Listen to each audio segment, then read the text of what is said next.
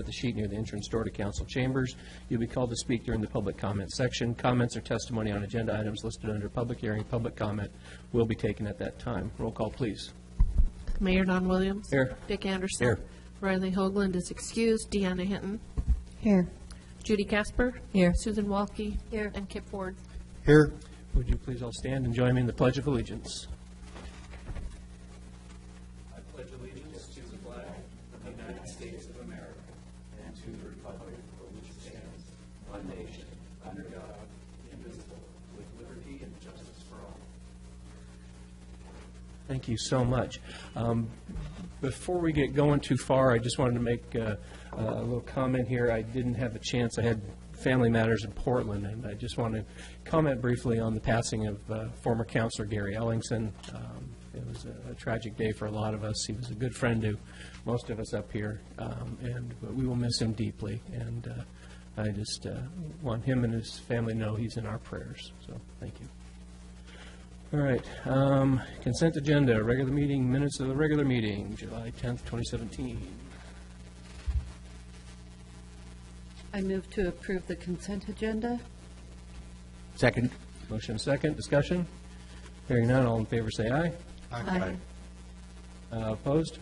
Hearing none, motion carries. I don't know what council deliberations is about. Anyone help me with that? Nothing? Kathy? Council deliberations. We just have none. Okay, fair enough. All right, comments from citizens present on agenda, non-agenda items. This is an opportunity for members of the audience to bring to the council's attention any item not listed on the agenda for public hearing or public comment. Comments are limited to 5 minutes per citizen, and the city recorder will use the light system. Speakers may not yield their time to others, and as a general rule, this is not a time for exchange of questions. At the conclusion of this agenda item, a councilor may discuss or raise questions regarding an item presented by a citizen. The mayor has the authority to reduce the time allowed for comment in accordance with the number of persons present signed to speak up. Also, I wanted to mention Chief Killian is not filling in for Ron Chandler tonight, so welcome. Thank you. Yep. Okay. Bob, were you going to talk on the ordinance, right? And Marge? Marge? Bob, did you want to talk now? Yes. Okay, come on up then. Sorry, you're signed up under I here, but... If you pass these around, these are pictures that I'll explain. Did you get a copy for the city recorder, too? You got enough there? I just want to make sure you have enough. What I want to bring to your attention is an impending doom. So Introduce yourself for the crowd. Oh. Introduce yourself. Get ready. No. Speak into the microphone. State your name. Okay, my name is Bob Hoffman. I live at 2675 Southwest Dune Avenue in Lincoln City. There is a picture there of a mobile home that's being installed across the street from my house, and there's nothing that can be done about it, and I understand that. We're all in the neighborhood, or I can't speak for everyone, but there are a lot of people that are very upset because this is an old mobile home. There's dry rot, there's bug infestation, but there's nothing that can be done about it by the present rules and regulations.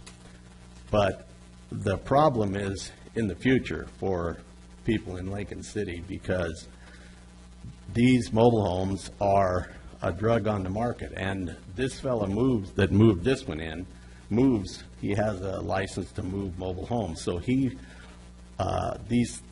mobile homes, especially in the kind of shape this one's in, are free. People want to get them off their property, and they give them away or else burn them. And so I'm quite sure that this one was cheap or free, and he moved it in, and it's a real eyesore. And the thing is, what people need to be aware of is that he can do this anywhere. In fact, he does this at a lot of different communities throughout Oregon and Washington. So I think what the city council needs to do is take into account consider some sort of regulation to keep this situation from happening. Now, in Rhodes End, the rules and regulations actually differ from the rest of the city as far as setback regulations and things like that.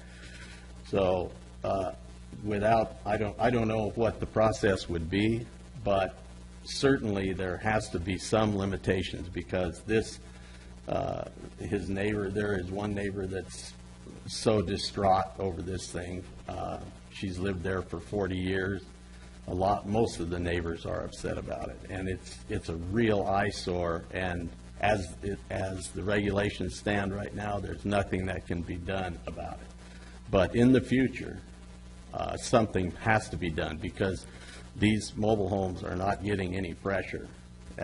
This one is a very old one, and the regulation says it has to be no older than 1962. Well, that's a mobile home built in 1962 is just dissolving into the ground. So I just wanted to make a warning, I believe for the benefit of the rest of the city, that some kind of regulation needs to be considered to keep this from happening to other people in the community. Thanks, Bob, appreciate it. Did you have a question? Yeah. Mr. Appicello. Mr. Appicello? Yes. Health and safety regulations, maintenance regulations. How can you move a piece of blight into a neighborhood and we don't have the ordinances to deal with that? Well, we do have ordinances, and a couple years ago, we had an enforcement action against someone who moved without any permits a structure and placed it on property where it wasn't properly zoned.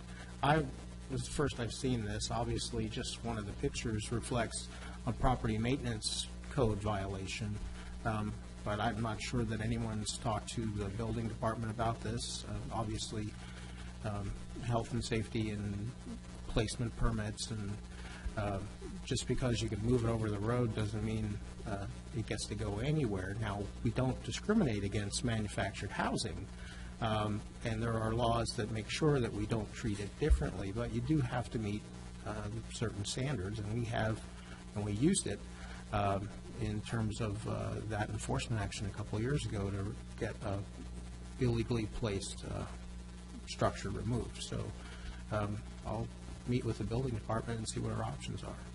Thank you. I spoke with Kate about this, because this is my neighborhood too. If anyone wonders why I didn't look at the pictures, because it's right across the street from me. I see it every day. And the response I got, the surface response was, well, they're allowed that setback because it's a single floor, or what's the word I'm looking for? Single floor residence. So they can get it closer to the street.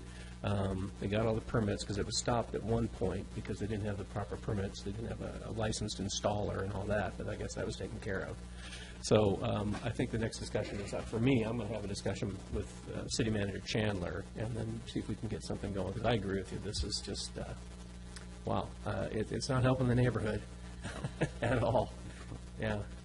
Thank you. Thanks for bringing it up, Bob. Appreciate it. Marge, Earl?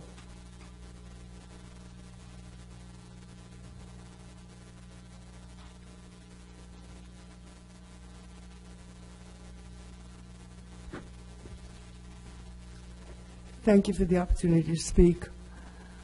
And Marge, just for the record, just give us your name. My name is Marge Hurl. Thank you. We've been without water since we moved back in 2010. And it's been very difficult.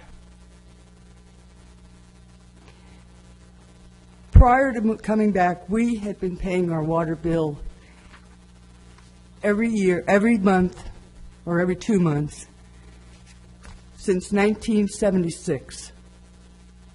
I became extremely ill, and luckily my doctors were wrong. I didn't die, but that's what they were telling me. And when they said put your affairs in order, they didn't mean go home and pay your bills. We fell behind in our bills, to the water bill. And when we came back in 2010, the meter was gone. So I came up to City Hall, and your department head for the water department couldn't have been nastier. She wouldn't even talk to me until I paid her the bill, and I came in with a money order, and I paid the money. 2-3 weeks later, I got the money back. And I was told that I had to pay a development fee. It's a 1940 house. It has not been added on to. It has not changed. It didn't burn down, and we didn't build another house. It is the same house that's been there since 1940. Now, a development charge, as I understand it, is when it's new development.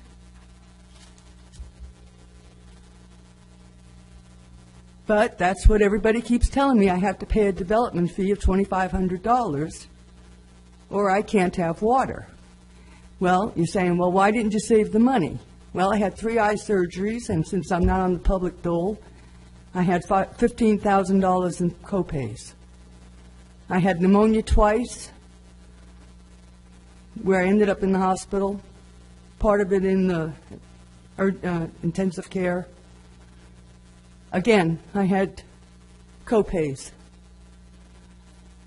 I had 3 eye surgeries that cost me $15,000. I have a chronic illness. I'm very prone to disease problems. I had cancer. Again, copays. Medical bills keep us very poor because we pay the doctors or they send it to collection agencies. I fail to see why we have to pay a development charge when we have a pipe already there from the main, and all we need is a meter. And I'd like to go on record to say that Mr. Chalmers is a very delightful person. He's a lot nicer than the last city manager you had. Okay. And Mark, you've brought this to City Manager Chandler's attention? Or Yeah. no? Okay. Yeah. All right. Well, I'll follow up with him. Well, I think all of you have something on your plate for the 21st of August, and I get kind of lost in the shuffle. See what we can do. Thanks for coming forward. Appreciate it. Thank you. Anyone who did not sign up who wishes to speak at this time? I thought I saw a hand. Yeah, come on forward. Come on up. Yeah.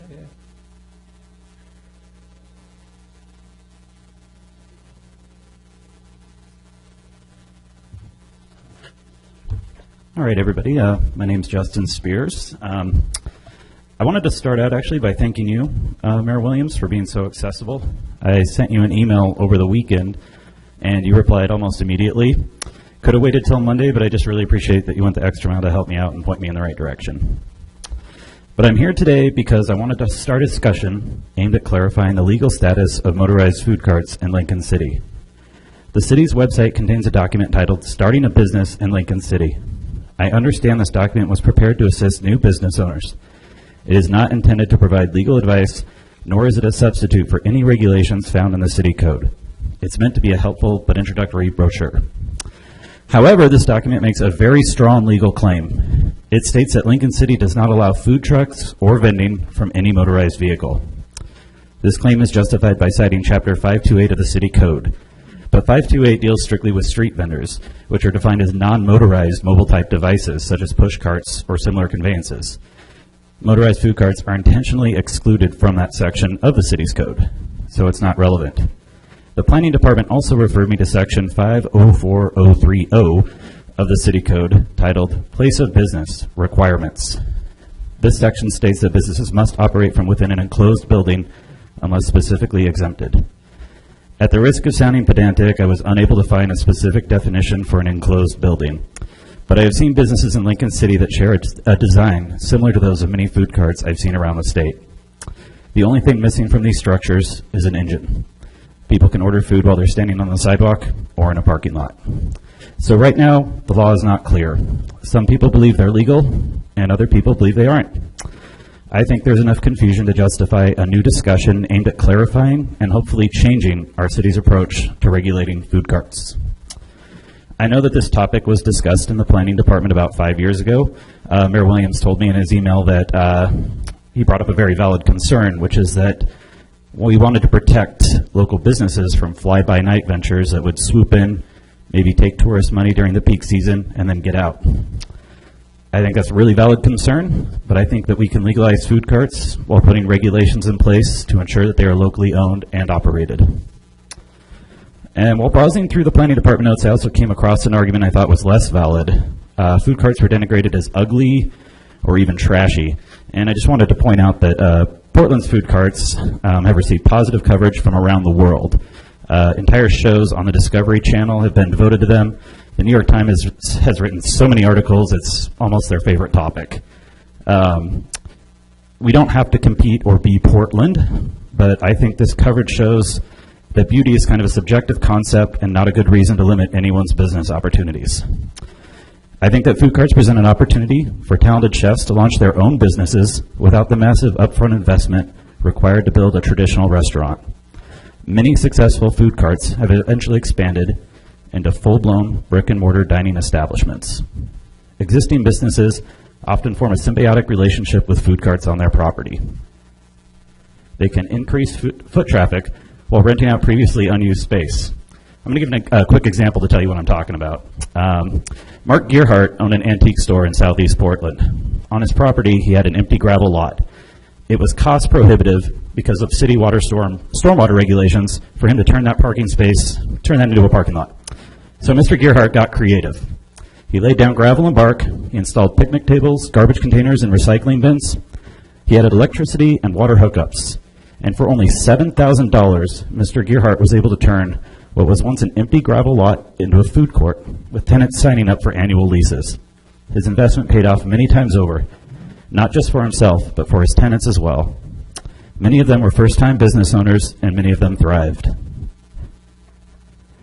Our town's economy is not doing well. I know people who juggle multiple part-time and seasonal jobs, often without benefits. I think we need to consider new ways to increase business ownership. So on that note, I'd like to request that the City Council consider discussing this topic and move towards legalizing food carts with responsible restrictions put in place to ensure that the money that's spent here stays here. Thank you. Thank you, Justin. Appreciate it. Anybody else? Seeing none, we move on.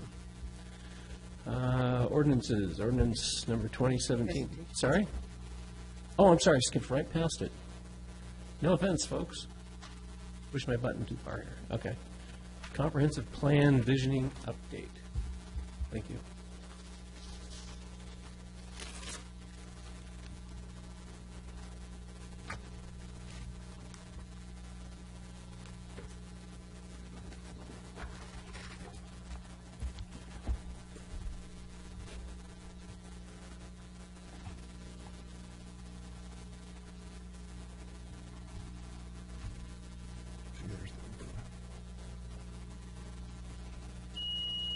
Get the screen down.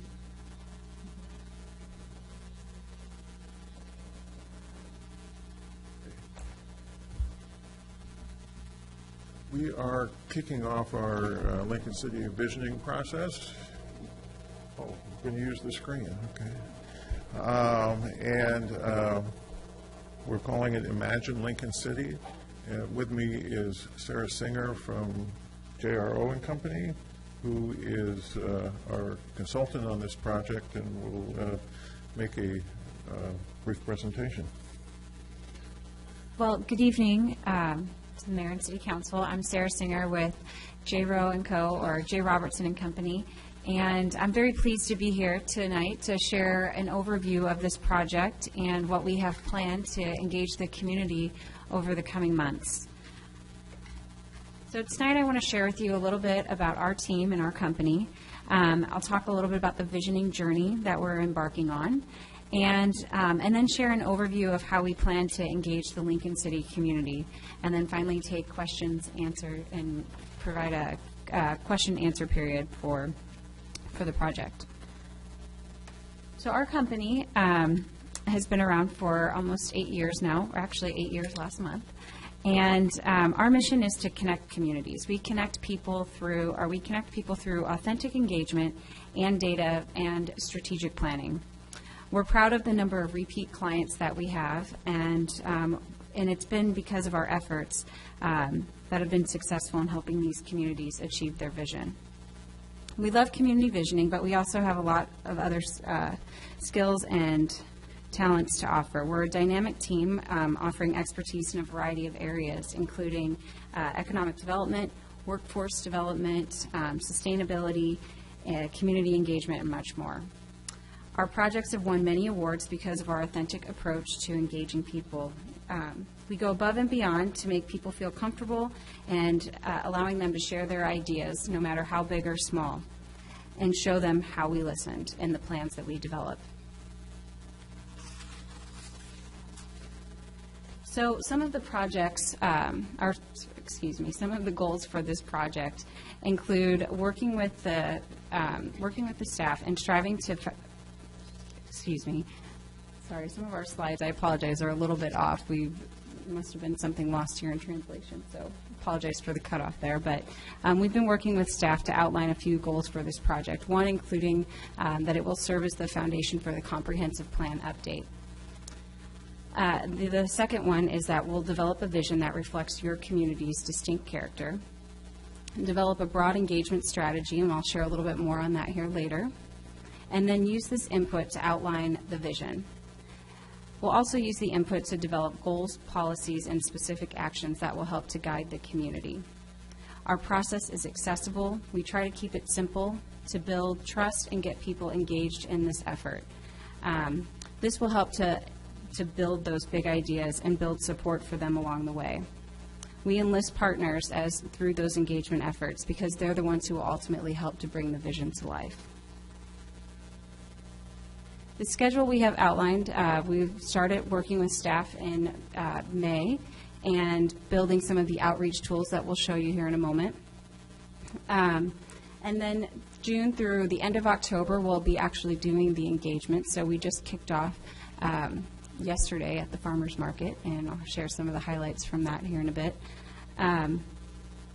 We'll take all of those ideas and distill those down into the vision, the draft vision for additional community review and council review come November, and then hopefully be bringing the vision back to a citizen committee as well as the council towards the end of the year here for adoption.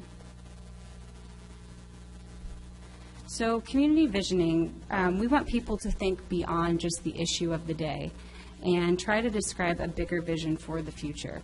We do this through soliciting lots of different ideas, including the ones of today, which might be something like food carts like you just heard about, but also thinking big in 20 years from now. And then taking those ideas and building them into actions with the community's help. So how do we do this? I'd like to just share a brief video here that talks a little bit more about the process. Imagine Lincoln City is a chance for you to share your ideas for the future of our community. The City of Lincoln City is developing a community vision that will guide us over the next 20 years and reflect how our community wants to look, feel, and function. We want to hear from everyone who lives, works, plays, or visits here. Think about the future and think big. We want your ideas for improvements to transportation, parks, arts and culture, housing, education, the economy, environment, and more. You will have lots of opportunities to share. You can take a quick online survey, drop your idea in one of the idea boxes located around town, participate in a person on the street interview, attend a meeting, schedule a presentation, or visit with us at an upcoming community event. We will be collecting ideas through the end of October. Your ideas will shape our future. Imagine Lincoln City. The sky's the limit. To learn more, visit imaginelincolncity.org.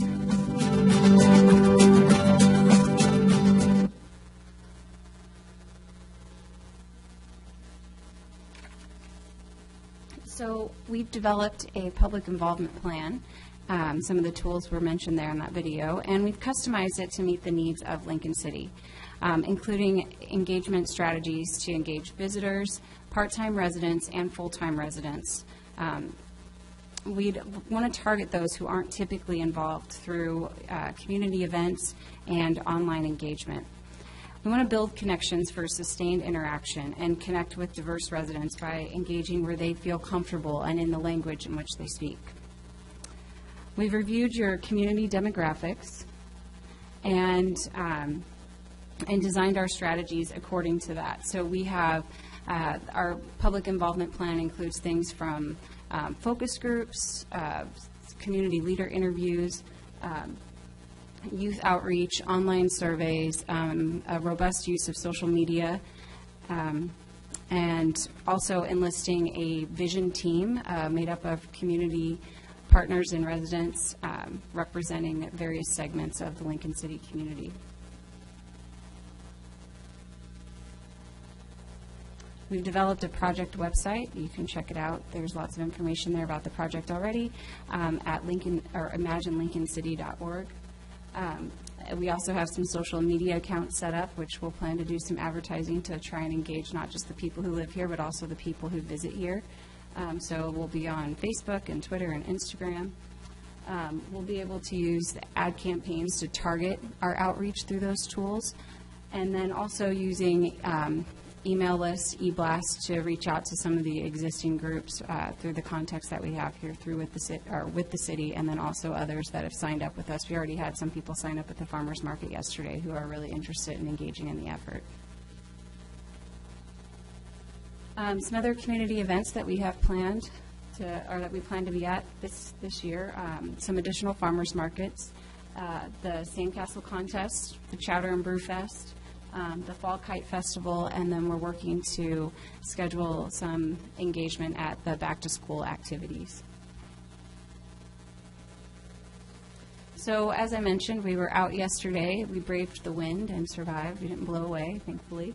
And we were able to interview 60 people, including visitors, part-time residents, and full-time residents. And I thought I'd share just a sample of some of the comments that we received from folks, including, well, of course, we heard about traffic. If we asked people what was one thing they'd love to change about Lincoln City, they said they'd love to improve traffic. That was an obvious one. One young lady shared that she thinks Lincoln City would be better if they gave away free candy. But some of the other suggestions included more signage to highlight parks, trails, and lake access, incentive programs for business owners to improve storefronts, create a more pedestrian-friendly environment by adding sidewalk and pathway connections. Don't add any big box stores. They love the small town feel. And Lincoln City has wonderful trails and great hiking opportunities. And then they also added that there's good access to healthcare, doctors, and specialists. So we heard a variety of things. And like I mentioned, that we interviewed 60 people. This is just a very small sample of some of those comments. So as I mentioned, we're working on recruiting the vision team right now. We'll be holding stakeholder interviews. There are opportunities through the website to request community group presentations, but we've also outlined a long list of stakeholders here in the community with staff, and we'll check in with the vision team as well to add to that list. I'm sure there's others that we haven't thought of yet, but making sure that we're reaching out to all of those groups and providing presentations. We'll host some focus groups. We'll do an open house. We started with the intercept surveys yesterday, and there will be more of those as the events continue to happen this summer and into the fall. And then we also have the lovely idea boxes on display here. These will be located at a few places around town. We may even move them a couple times to try and encourage people to fill out a form here. We're just going to share these forms so you can take a look. But people can fill out a form and share their ideas on those and just drop them in a box as well.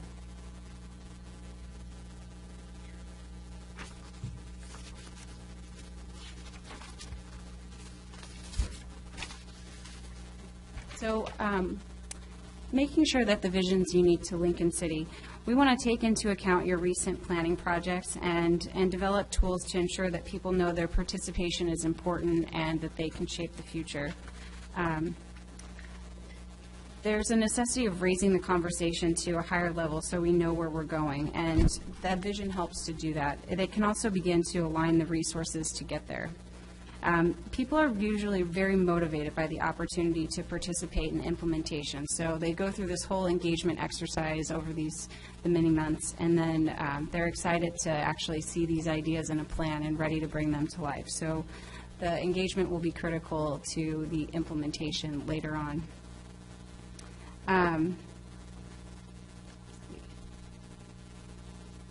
So with that, I'd like to open it up for any questions or comments that you might have.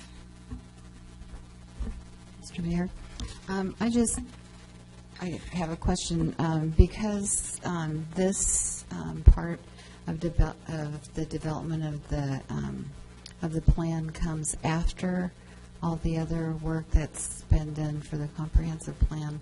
I'm having a bit of difficulty wrapping my mind around how you do the visioning before you already have the other parts. Transportation plan is done and approved. The parks rec system plan has been approved. It's completed. So I would think the visioning would help develop the directions of where those pieces went, when in fact we're doing this at the end. So do you have anything you can add to how it'll work? Well, one thing is, we, as I've said before, we have to start where we are. We have other plans in place, but the information we're getting through the visioning process will help inform us whether some of the things that we've, like some of the policies that we're talking about earlier in an earlier meeting today about economic development policies, whether reaching out to these other people and coming up with a vision would indicate any need to make any tweaks or adjustments or so on to those things, to those existing policies that we have. One example that I can share is we did the community vision in Tualatin, Oregon, in the Portland Metro, and when their vision project was launched, they had just completed their transportation system plan update. And so how that worked was there was lots of public outreach that went into developing that plan, and so that wasn't lost in the visioning process. It was simply a way for the community to reiterate their priorities for transportation through that effort. And so they really synced up nicely. And what ended up happening as a result of that, when there was funding available for certain transportation projects and you had a certain project supported in the vision as well as supported in the transportation system plan, it just helped to leverage funding for future implementation. So that's just one example, but there's many others that I'd be happy to share with you as well. Yeah.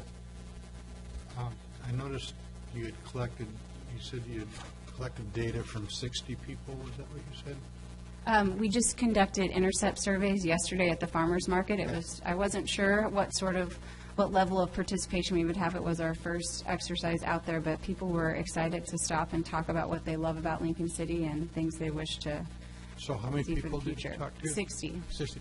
So when you were writing down the things that they said, I didn't see 60 responses. And maybe I did and just didn't know. But my question is that when you took them, was there any type of thing that was said over and over and over again? For example, traffic. Was that 8 or 10 times versus handing out candy once? So did you see any?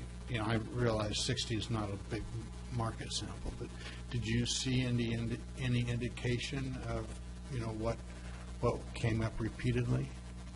I think it's early to tell. Traffic certainly was one that we heard repeatedly, and that's not unusual. We hear that in a lot of communities. If there's a corridor that faces congestion, people like to share, that's their experience, especially when they just pulled into the farmers market after sitting in a little bit of traffic. So that was one we had definitely heard repeatedly. But we'll complete a summary of all of the public outreach, and you'll be able to see the themes that emerge as we continue to go out and talk to people. Thank you. You're welcome. Mr. Mayor, Sarah, I really appreciate your words in your PowerPoint, and I was attracted by authentic public engagement, and we seem to live in a age of fake or false news. So I guess authentic public engagement kind of emphasizes real touching. Is that what should I pull from authentic? Yes, I'm glad you raised that. So Jason, my business partner, him and I pride ourselves on authentic public engagement. We were just talking about that as I was out before I came in here to do this presentation. And what we mean by that is that we like to engage with people and just have a conversation.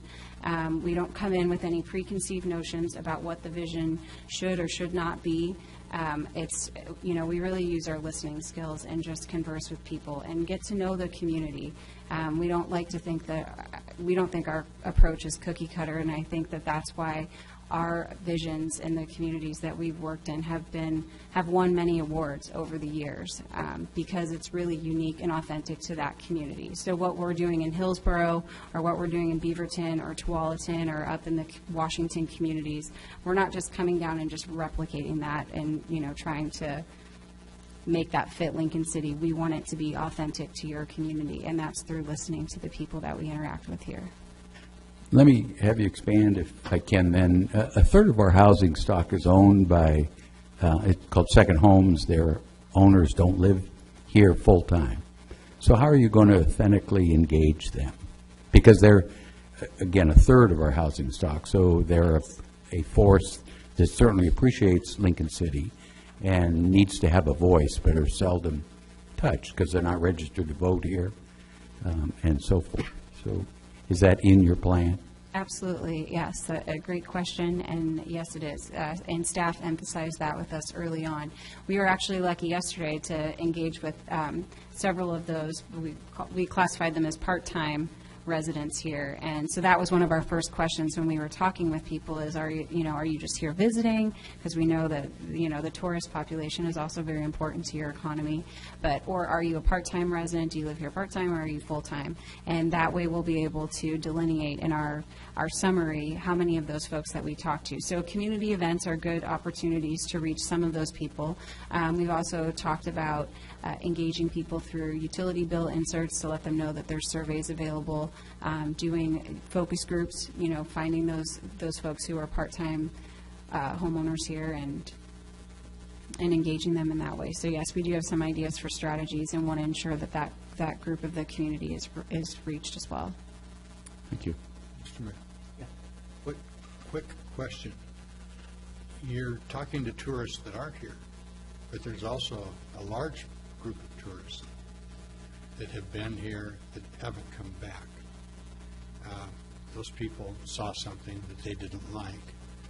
And so the people you're talking to are people that like it. Do you have any way to reach out to the people that aren't coming here, that are coming now to Cannon Beach or Seaside or Rockaway, that came to Lincoln City, didn't see something they liked or saw something they didn't like, and have gone to other places?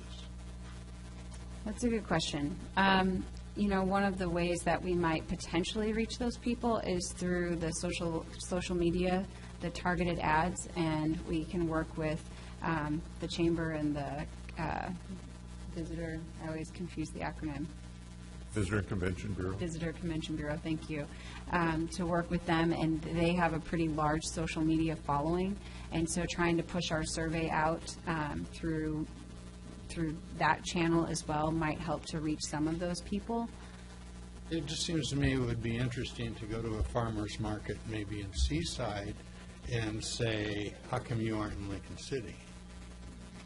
Haven't thought of that. We'll have to take that one back to the team and see if there's an opportunity to do that. Thank you for the suggestion. Wow, that was really polite. I've never. Well, it is an interesting suggestion. I've never thought of that before. So, a couple questions if everyone else is. You're always good. Okay. The video. Appreciated that. Can you tell me where that will be shown besides your website? So we'll push that out on social media as well. We'll have community group presentations, so it's a great way to kind of introduce the project. So we'll use it in a variety of ways. Will that be available on Channel 4? We can put it on Channel 4. Yeah. Okay. And I was thinking each theater in town allows you to rent screen time. You've got a captive audience. You could have comment boxes there, residents and visitors. And also our swimming pool with our Jumbotron. And there will be a couple other videos that we'll produce throughout the course of the project, probably two more, one during the after we've done some outreach and we have some themes that have emerged, and then towards the end when you guys are ready to adopt the vision and we know what it looks like. So you can expect a few others. A real concern I have, and well, I tend to have my biases about things. I want to make sure that business owners are being approached, people who don't have time to wander through farmers markets, people who are spending their days working all day. Will they get spoken to? Or will they say, hey, go look at a website? Well, sorry, I'm busy. Will you be going into these businesses and speaking to them? Our hope is to be able to schedule some Authentically. interviews with business owners. It's a very important segment of the community, and we always find through these processes that they have, very valuable input. And so, yeah, it's a very important part of the outreach strategy. So we'll work with the chamber. We'll work directly to, with business owners to try and gather their input as well. Okay, I'm hoping you're being sensitive to conveying this, that there's a limited amount of time in each business owner's day. We have so many mom and pop operations that sometimes for myself, I can barely get to a function to go, fill out a form and the like. And if someone comes to me, I can, oh yeah, I'll give you 10 minutes, I'm good to go. And that's, I just want to say, be sensitive to that, if you could. Absolutely. Thanks. Thank you.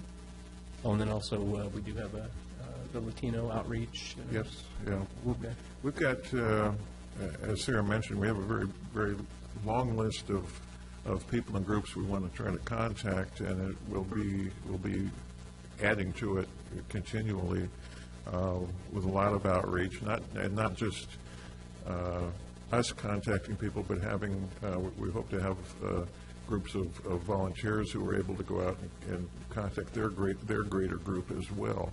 Yeah, And we expect to go to places like going to the Catholic Church when the Spanish language services are being held, or after or before, that kind of thing, where we don't expect people to come to us. We want to go to people.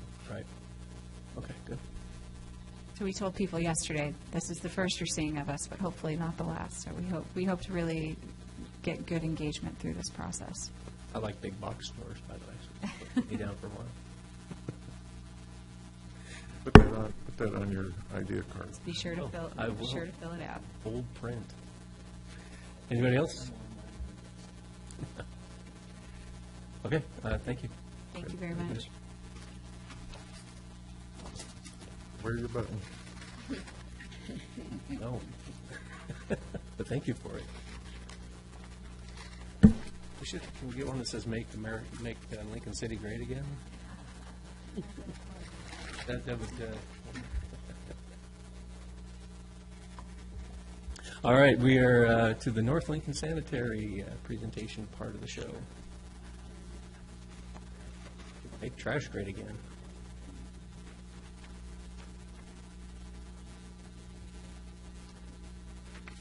Good evening, Mayor and Councilors. My name is Tina French. I'm President of North Lincoln Sanitary, and a Lincoln City resident, and this is my husband, Lon, our Operations Manager and business partner. And I come before you once a year at least, and to give you the State of the Trash address, and so that's what we're going to do tonight. Talk a little trash. So let's see. I think. Oh, gosh.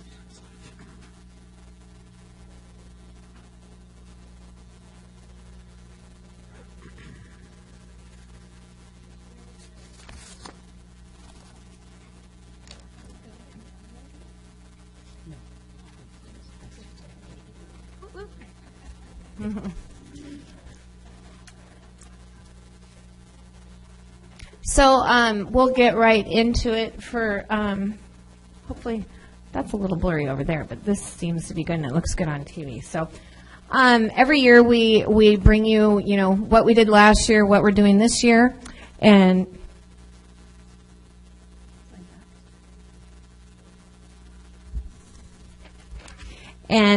with garbage and recycling. And so we are up in our recycling from 2016, which is good news, because we'll talk about kind of the bad news on the other side of that. We are up 6% in our tons sent to the landfill, and I would say the majority of that increase is from an increase in our drop box business, which is housing remodels, bigger projects going on. more construction demolition type material. And wood waste, we're down 13% from 2016. I don't know if you recall, well, not all of you will recall, but last year in May, we were no longer able to haul our wood waste to GP in Toledo. And so we had to go find a new market for our wooden yard waste. And the new market we found is in Longview, Washington.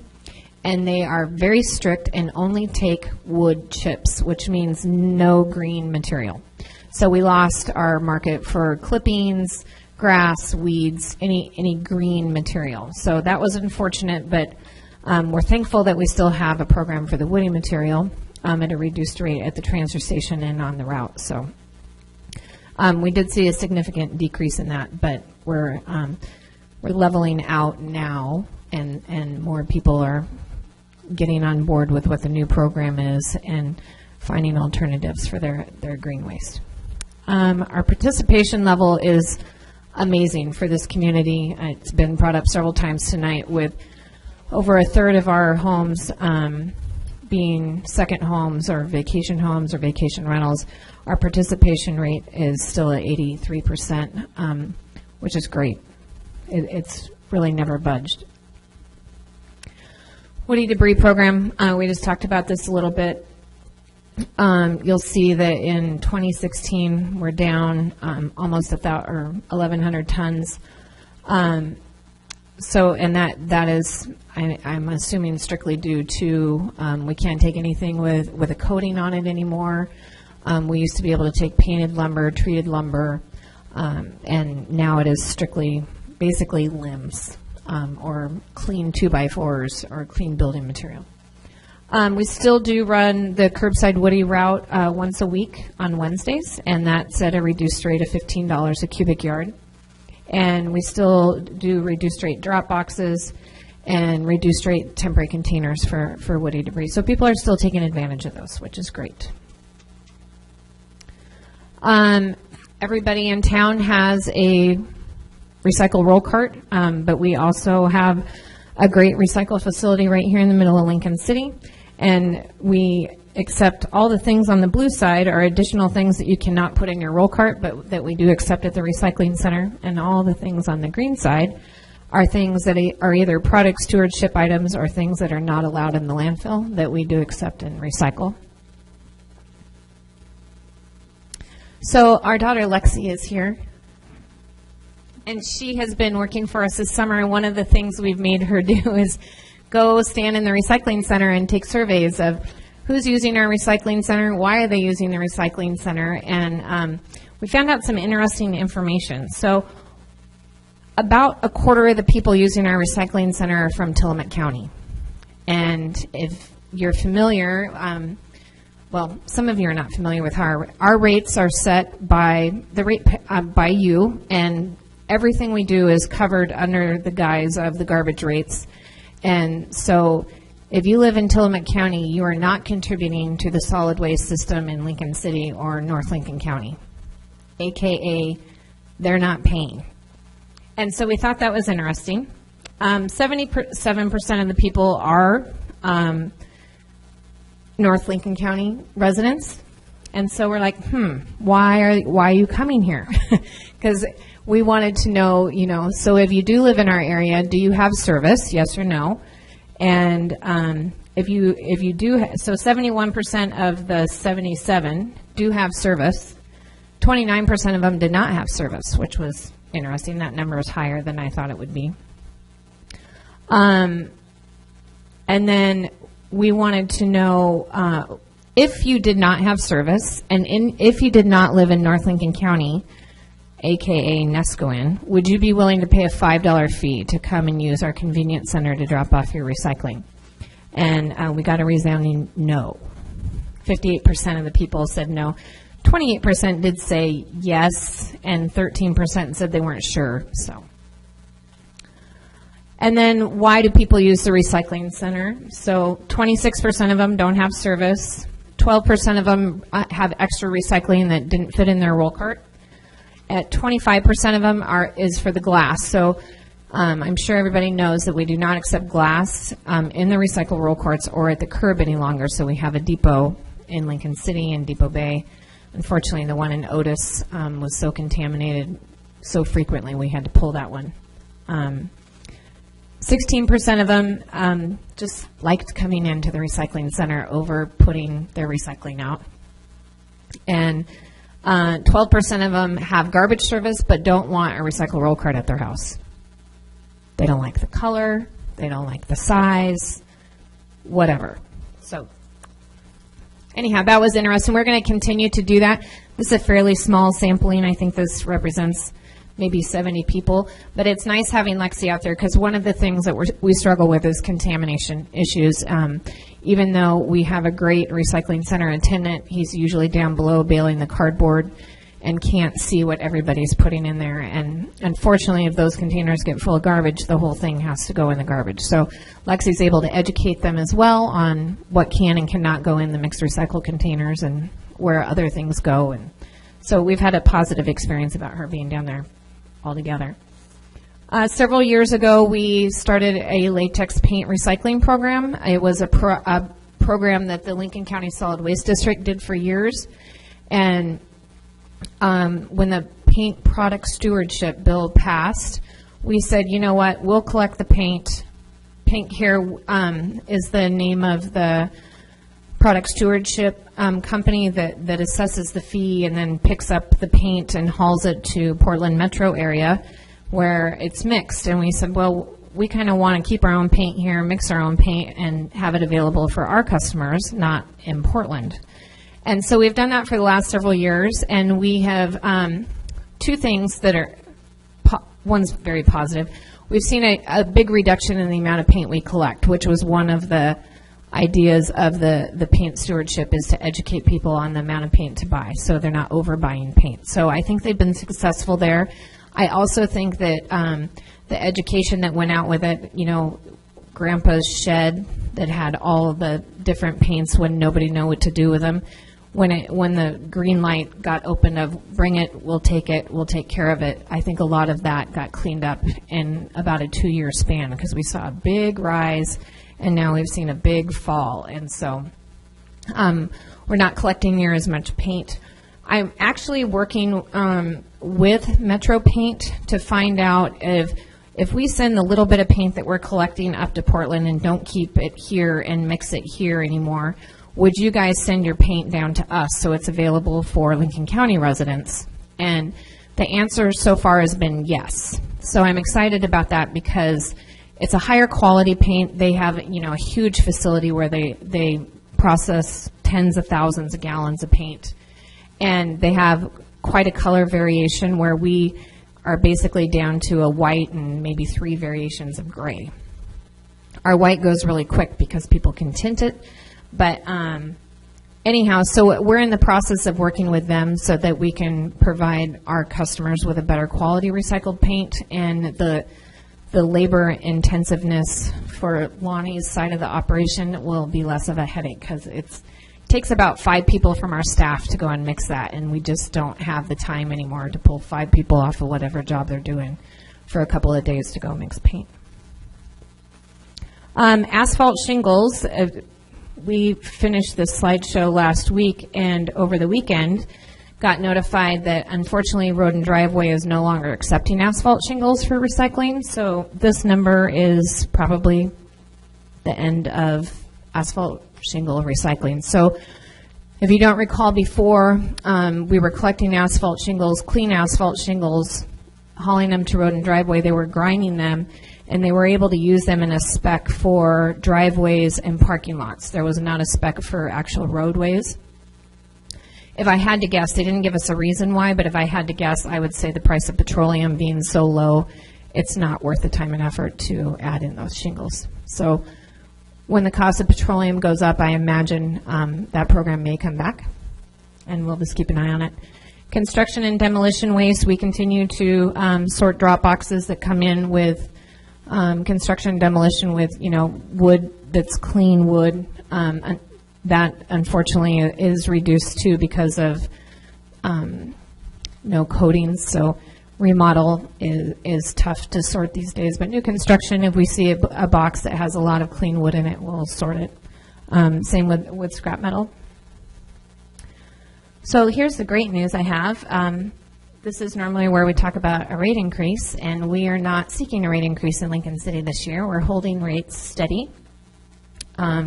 So these are the rates that we had last year, and the rates that we had this year were just under $20 for a typical residential account, and about $125 for a typical commercial account. So these are weekly rates on our most popular sizes of containers, both residential and commercial.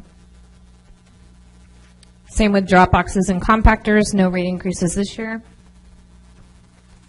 The one thing I do, Lon and I have been working pretty hard on that you'll probably see next year when we do a cost of living increases.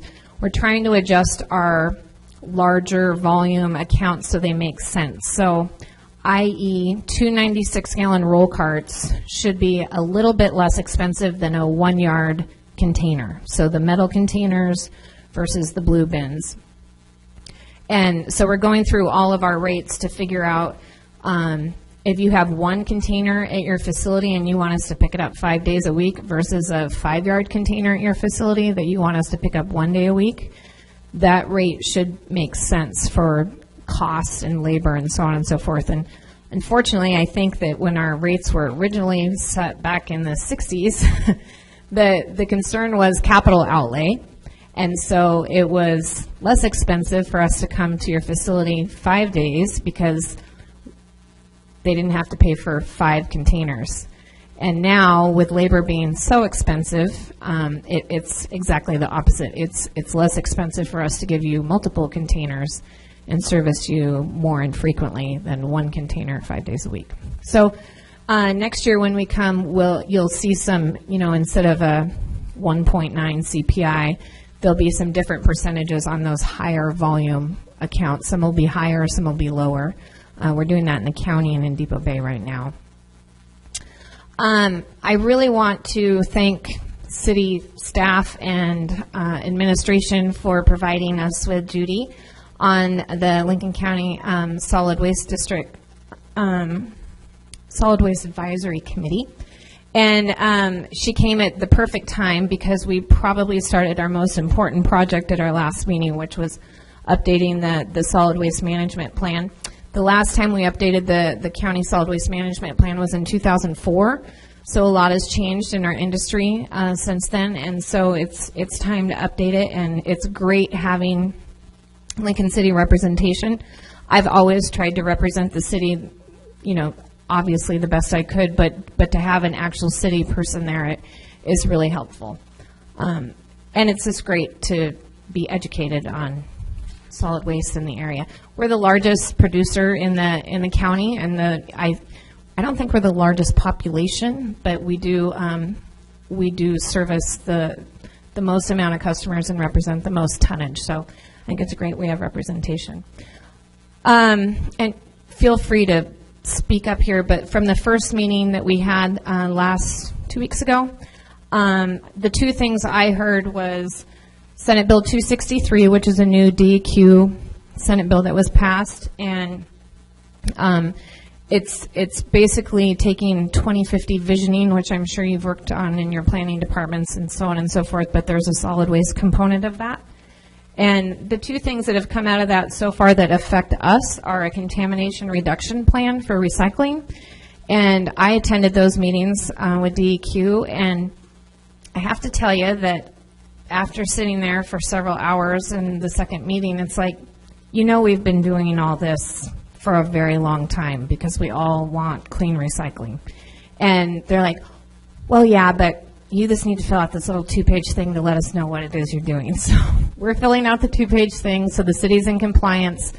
We've had I think our city has one of the most comprehensive contamination reduction plans throughout the state. We send letters out. If we have cameras in our hoppers and in our cabs, so if we see contamination, we take a picture of it, and then we send the customer a letter and say, hey, your recycling was contaminated with plastic bags today. We've left it there for you to clean out. Give us a call when it's clean. We'll come back. You get a series of 3 of those letters. The third letter says, unfortunately, you don't get it, and so we're taking your recycle roll card away. and you can come into our office and take a test on what goes in the recycle roll cart and what stays out and get your roll cart back. But we just want the resident to make that effort to realize that it's not an extra garbage can, because it affects everybody. It actually affects the whole state, because if contamination at the material recovery facilities gets too high, then it brings new regulations on the entire state. So we have that one taken care of, I guess, is the moral of the story. The recovery goals are different now. They used to be in regulation that you had to meet recovery goals or you had to bring on new programs. And we have always met and exceeded our recovery goals. They got rid of the old goals, and they have new goals, which are significantly higher, I would say, but there's no teeth.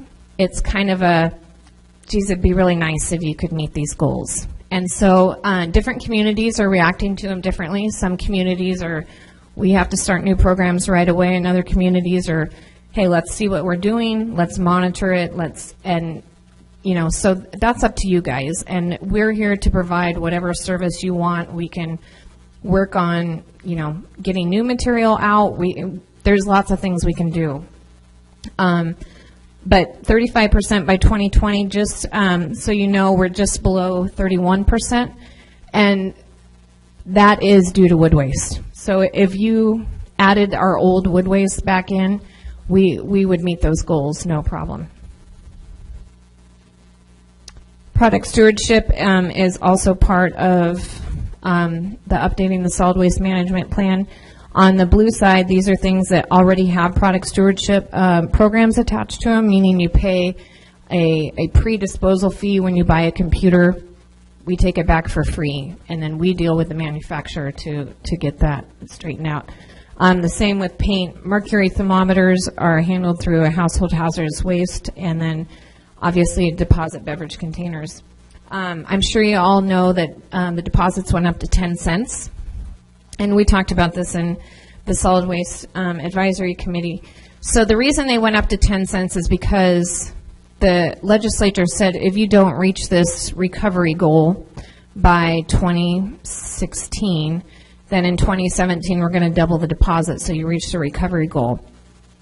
My frustration with that is that anything that goes in the recycle roll cart, any container that is not returned for the deposit is not counted in the recovery. So if you're like me and throw your aluminum cans in your recycle roll cart because you don't want to go to a store and put them in a machine, or they do not get counted towards recovery. So when they go across the line at a recovery facility, they don't count them there. And I'm advocating that they do. I'm actually advocating that I would like to get rid of the bottle bill altogether and just put it in curbside, but it's a bit of a sacred cow in the state of Oregon, but I think it has outlived its, the reason it was incepted, and I think it was a great idea at the time, but as we've grown as a society, we understand that those are recyclable. The next things they're talking about is carpet and pharmaceuticals for product stewardship things. Carpet, I just scratched my head on that one, and I think I told you this last year, that the only reason they give for it being in product stewardship is it's difficult to dispose of, and I don't understand why they say that. There's absolutely no markets in the Northwest for carpet. It's not difficult to dispose of, and so I expect to see that one just go by the wayside, quite honestly. There's not a lot of direction from DEQ on why it's on the list. Pharmaceuticals, however, is still on the list, and I was just in a board meeting this weekend where we talked about there's a lawsuit in California over the pharmaceutical stewardship program, and I don't think we'll see anything happen until we see that lawsuit settled. Basically, it has to do with there's some local jurisdictions that have take-back programs now. The state wants to start a statewide one. The local program said, nope, we don't want your program, we like our program. And So there's a lawsuit. And I think that once that gets worked through the system, there'll be a lot more clarity where we're going with product stewardship as a for pharmaceuticals. The goals for high impact materials, again, carpet. I don't expect to see anything happen with that, quite honestly. Plastics, I do expect to see. They want to increase that one, and again, it's a markets thing. I know I've told you before that most all low economy plastic goes to China, and China doesn't really want it anymore. And so until new markets are developed for that in North America, that's going to be a difficult one, but they are working on it. And then, of course, food is, I guess, what you would call the low-hanging fruit of increasing food recovery by 25% by 2020. Markets and revenue, this is what guides what gets recycled and what doesn't, quite honestly. And it has been all over the board, but I guess the really nice one is down at the very bottom. Currently, we're getting paid for it. In March, I was paying to get rid of curbside recycling. So this month is good, but next month, anymore, we just don't even really flinch. We used to kind of get stomach aches over it, but it is what it is.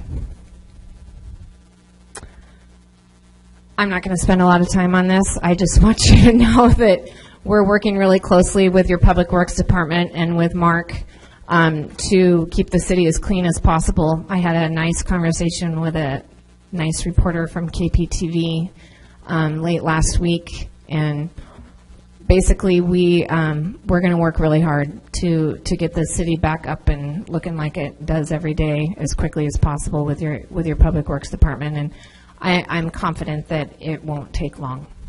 We're going to empty everything we have on Saturday. We're going to run our Monday routes very early. So if you're a Monday customer out there, put your cans out Sunday night and get our employees off the road. But we are going to be all hands on deck. We are working. We are fully staffed. And we are here to make sure that things get taken care of. That's all I have, unless you have questions or discussion. We can talk about the rate review. Well, okay, first, thank you. Great presentation, always very instructive. And I think I can speak on behalf of everybody in the city. Thanks for not raising rates. It's always a nice treat. It is a nice treat when you get down to the end of the spreadsheet and it doesn't show red. It's like, oh, yay.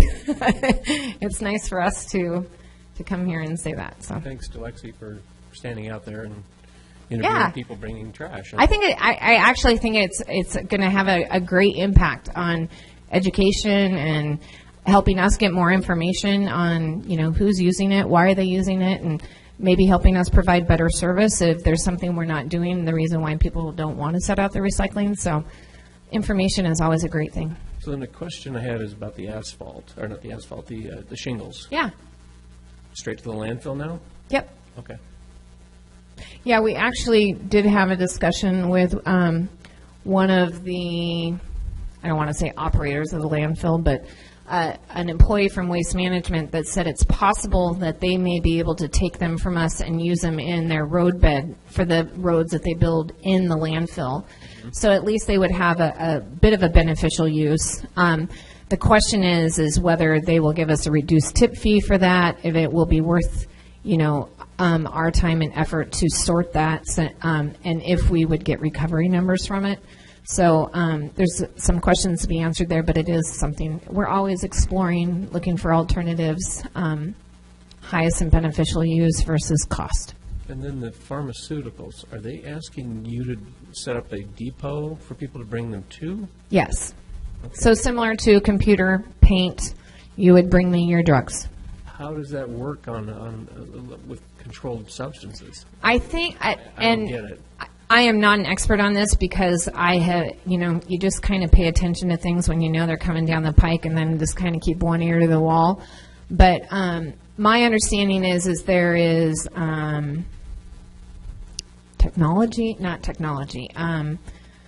systems out there where you can accept them and they're destroyed as they, like, I'm envisioning like a diaper genie for anybody that has babies. Like, you put the diaper in, it's sealed, it's destroyed, and then you send that container in.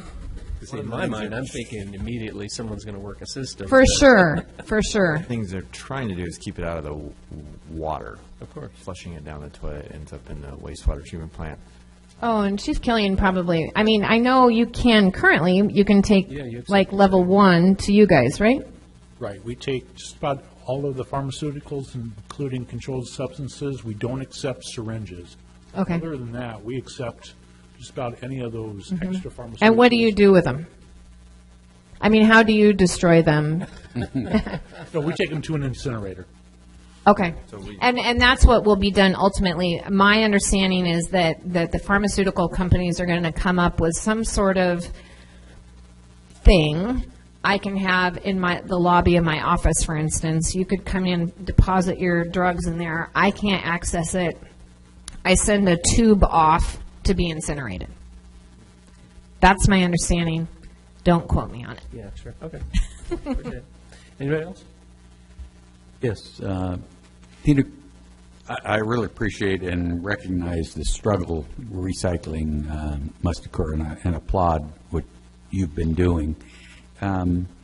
There's always that question of contamination, and again, being a tourist community and where people come from all over and different, I guess, standards. And I've been accused of dumping contamination. Dumpster diving to clean out the recycling bin. So the question often I have is the food contamination piece in recycling. And I get mixed reviews. Could you clean share containers? And I'm thinking the Dutch Brothers coffee cups, the Starbucks, the pizza boxes, the paper plates. So the rule is if there is food on it, it is garbage. So a pizza box that has cheese stuck to the bottom needs to go in the garbage can. A pizza box that maybe has just a little oil stain can go in the recycle can. Same with a peanut butter jar. It needs to be a clean jar. I don't advocate standing at the sink with hot water for 5 minutes washing out your peanut butter jar, but I shouldn't be able to make a sandwich out of it when it comes in. So Starbucks cups, Dutch Bro cups, those are technically not recyclable. Paper plates, if they're clean, yes, but who throws away a clean paper plate? Paper towels, if I see paper towels in, I'm generally fine in it unless I see that they're physically soiled. But if they're wet, I don't get excited about that. And go further to where we used to, you'd accept the plastic bags. Yeah, unfortunately, that's a market-driven thing. Our facility that we hauled to would accept them from us. We collected them and put them in a big mattress bag, put them on top of the load. And it had to be source separated. So that was a way for us to collect them. It didn't really cost us hardly any money obviously nothing to truck them. With petroleum prices so low, that market has gone away. And so I encourage people to take them to the stores, but the film plastic market is just non-existent right now. In fact, I saw an article from Trex Decking, because that is one of the markets that uses film plastic, but they want the thicker film plastic, but they're looking for it because the film market is so terrible, but they actually like it. So they're one company that Tina, I'm sorry, who? Trex Decking, Trex, Trex, yeah. So that was interesting to see, because it's always interesting to see what markets do to, when the trickle effect goes out there, and Trex is one of them.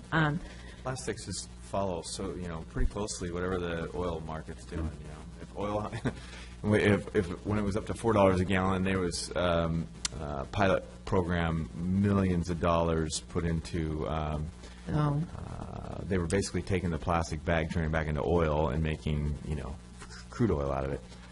But it worked pretty well at $4.50, dollars or so a gallon. I don't know what the bulk rate was at the time, but then, it just totally went away when prices started dropping. And you see that too with different states that have different tip fees for their disposal. If your disposal is up at $200 a ton, there's a lot of incentive to divert every ton away from that $200 threshold.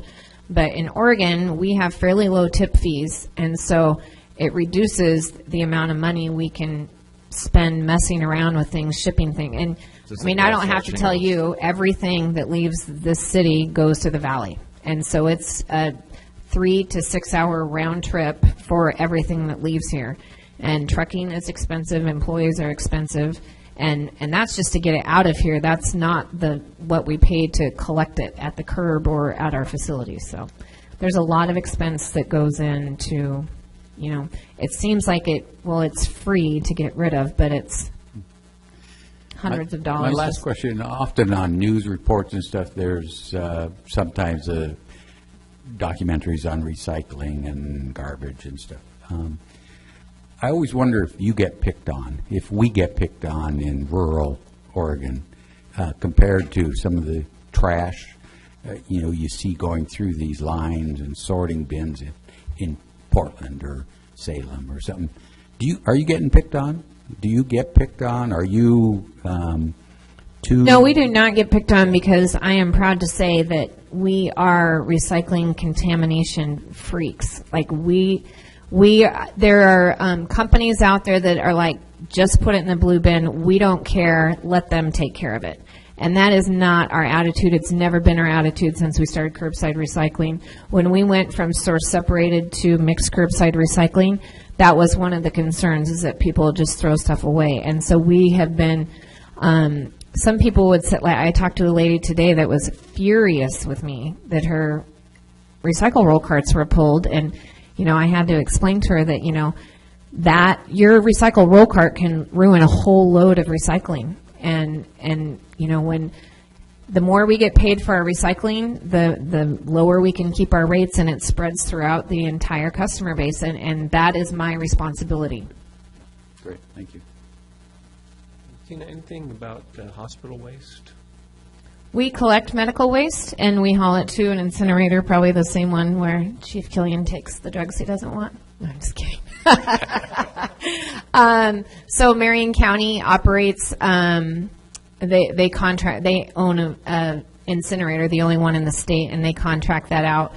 And so we collect medical waste in medical waste containers, sharps containers, and then we haul it source separated to the burner where it's incinerated. And I saw a separate discussion. I saw an article, I was in Bend a couple weeks ago, and they were doing a news story about people tearing open dumpsters behind marijuana dispensaries. Yes. Are you experiencing any of that issue? We are not. The majority of the problems, I sit on the state Oregon Refuse and Recycling Association board, and we talk a lot about this subject because of the grow facilities is mostly where you see these issues, where you have 20-yard drop boxes full of stems and leaves. I am marijuana illiterate, so anyhow, whatever they're not selling, when they are processing it, goes into a dumpster, and there has been issues on that, and then issues of, okay, well, I pick up a 20-yard drop box, I go dump it at my transfer station. Is my transfer station attending it, pushing it into the transfer trailer? Is he pulling it off to the side? And so the companies are concerned, where does our obligation end of chain of custody and so on and so forth. So to the best of my knowledge, we don't have any of those facilities. We have lots of dispensaries, but there's not a lot of leftover.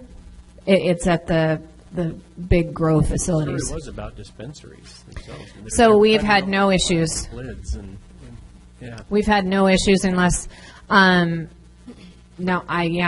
issues have been brought to my attention. Hopefully it stays that way. Yeah. All right. I think that's it. Great. Thanks. Thank you very Great much. Presentation. Thank you for all your hard work. We do appreciate you. Thank you. We have a DA presentation.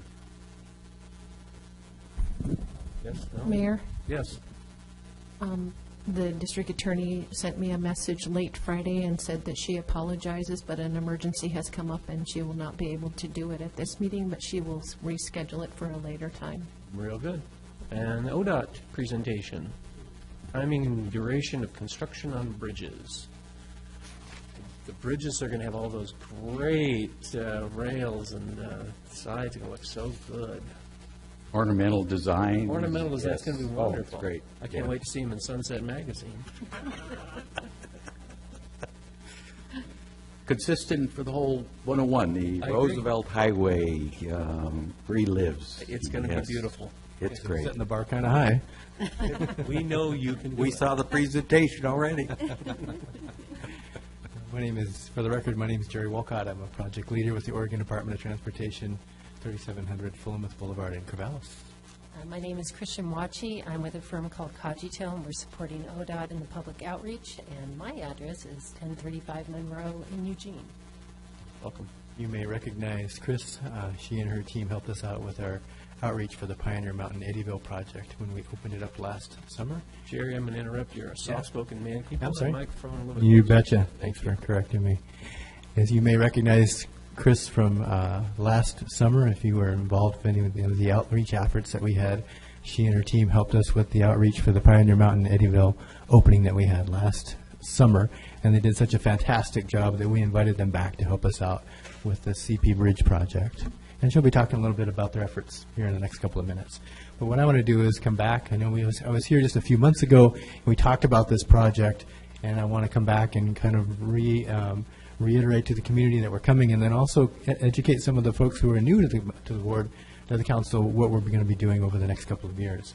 So what we'll be working on is a bridge project. There's 3 bridges that are included: the Devil's Lake Outlet, which is also called right next to the D Sands or the D River, the Schooners Creek, and the Silt Coos Creek bridges.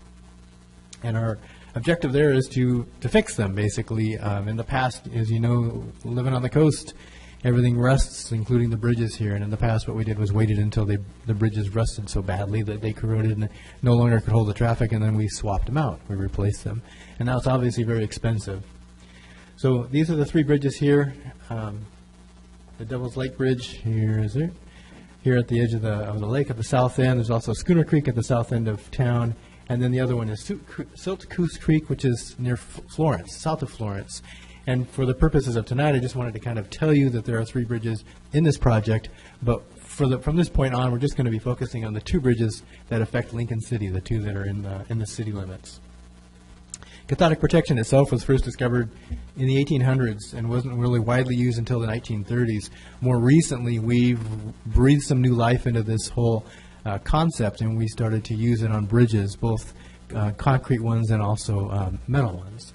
And the idea behind it is that you put a sacrificial metal on there that corrodes easy, and that metal attracts these ions that cause corrosion, and it corrodes rather than the metal that you're trying to protect. There's 2 different types of cathodic protection, passive and impressed current, and we'll be using both, one on each one of those bridges. As I mentioned, what we did in the past is we'd wait until bridges got so crummy that we had to swap them out. Now we use this new cathodic protection, and on the left you can see a picture. If you own a boat around here, you've probably seen a sacrificial zinc anode attached to your motor, or perhaps if you have a metal boat, you might even see something like this on the bottom of the boat. If you've gone into Fogarty Creek recently and you got under that bridge where the footpath is, you've noticed over the last couple of years we went back in there and did exactly this type of thing. That we swapped out, cleaned up all of the rebar and the spalled concrete, installed the cathodic protection system on there, and now the bridge is beautiful. So we have 2 bridges within Lincoln City that we're going to be working on, as I mentioned. The first one is the Devil's Lake Outlet. It is smack dab in the middle of town. It's a big bridge. It's 4 lanes across, plus it has sidewalks on both sides. And it's old. It's a big bridge. It's in kind of rough shape, as you can see from some of these pictures. There's some spalling down below. Although this looks bad, it is in rough shape, but it is also safe to drive over. And we have quite a bit of work to do. We have to relocate the utilities that are hanging off of the bridge right now. We have to remove that peeling and flaking concrete and replace all the corroded rebar. And then there'll be some structural strengthening. We'll replace the bridge rail itself. There'll be some ADA improvements nearby on the Devils Lake River Bridge just to the south of there, and then we'll also install cathodic protection system on there. And obviously, when you're doing that much work to a bridge, it's going to take a while, and there'll be some impacts. And the challenges that we face as we design this and develop it for construction is making sure that we minimize the impacts to the traffic. We want to make sure that there are, when we do have to take a lane to reduce traffic, that it's done at night, and preferably during the winter when we can. We also want to make sure that there's pedestrian access, including ADA access during construction, because we envision that the contractor will be working on one side of the bridge, like the west side, for a while, and then swap over and go to the east side of the bridge. And we still want to make sure that people can get around there. So what we'll be doing is installing these crosswalks and these flashing beacons not far away from the bridge to the north, so that people can cross there, get onto the east side, go down, and then go down to the intersection just south of the bridge, cross again, and get to the sand, to the descends, to the park there. There's also going to be equipment noise. This is some noisy operation, and Chris will be talking a little bit about what that involves and what we'd like to hear from you about that.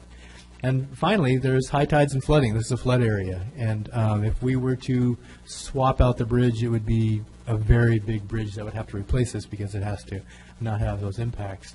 In this case, we have scaffolding that will be hanging from the bridge that the workers will be working on throughout the winter, and so we want to be able to make sure that that's removable when you have a big event that's coming in and you know there's going to be flooding and the water is going to go up to the bottom of the bridge.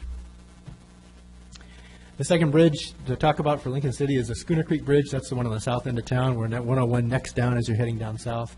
It's also, it's not in as rough shape looking as the D River Bridge, the Devils Lake River Bridge, but again, similar types of work, utility relocation, some of which has already been completed by the city, chipping to remove the concrete, replacing the spalling on the concrete and the corroded rebar, same kind of things with the structural strengthening and the bridge rail replacement.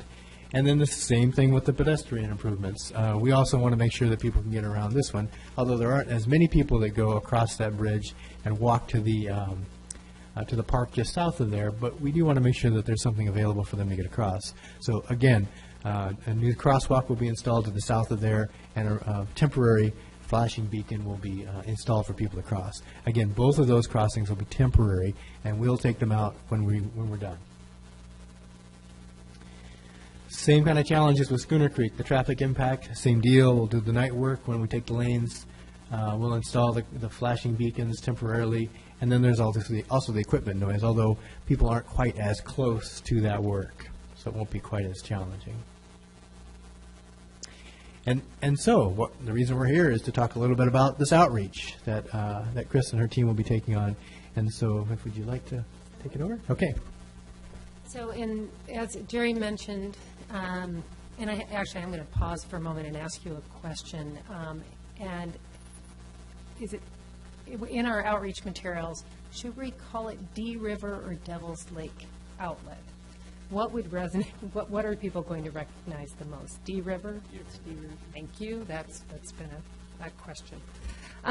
In looking, as Jerry said, that this bridge is smack in the middle of town, ODOT did some thoughtful deliberation on options to bring to the community and really specifically to those stakeholders that have the greatest impact of this work about the timing and duration of the work. And they deliberated on this and put some careful consideration into these options to bring forward to City Council as well to residents and property owners, including rental folks, the rental agencies, talking to the Chamber of Commerce and businesses. And they've come up with 3 options that we'd like to talk to you about. One is 20 hours a day, 2 shifts. It'll be about 1 year. Second one is 10 hours a day, 1 shift, extending it for 2 years, and then a hybrid that I'll talk about in just a moment. And our outreach right now, we'll be conducting this outreach throughout the summer to give ODOT quite a bit of information back to them prior to a decision being made, and as well as keeping City Council informed prior to that decision as well. So these are the options, if I could walk through them. And I'd like to start on the right-hand side first, because that is the constant. As Jerry mentioned, that the west side of the bridge will maintain pedestrian access during summer. If work does take place at night, dependent on the option, the greatest noise occurs at night.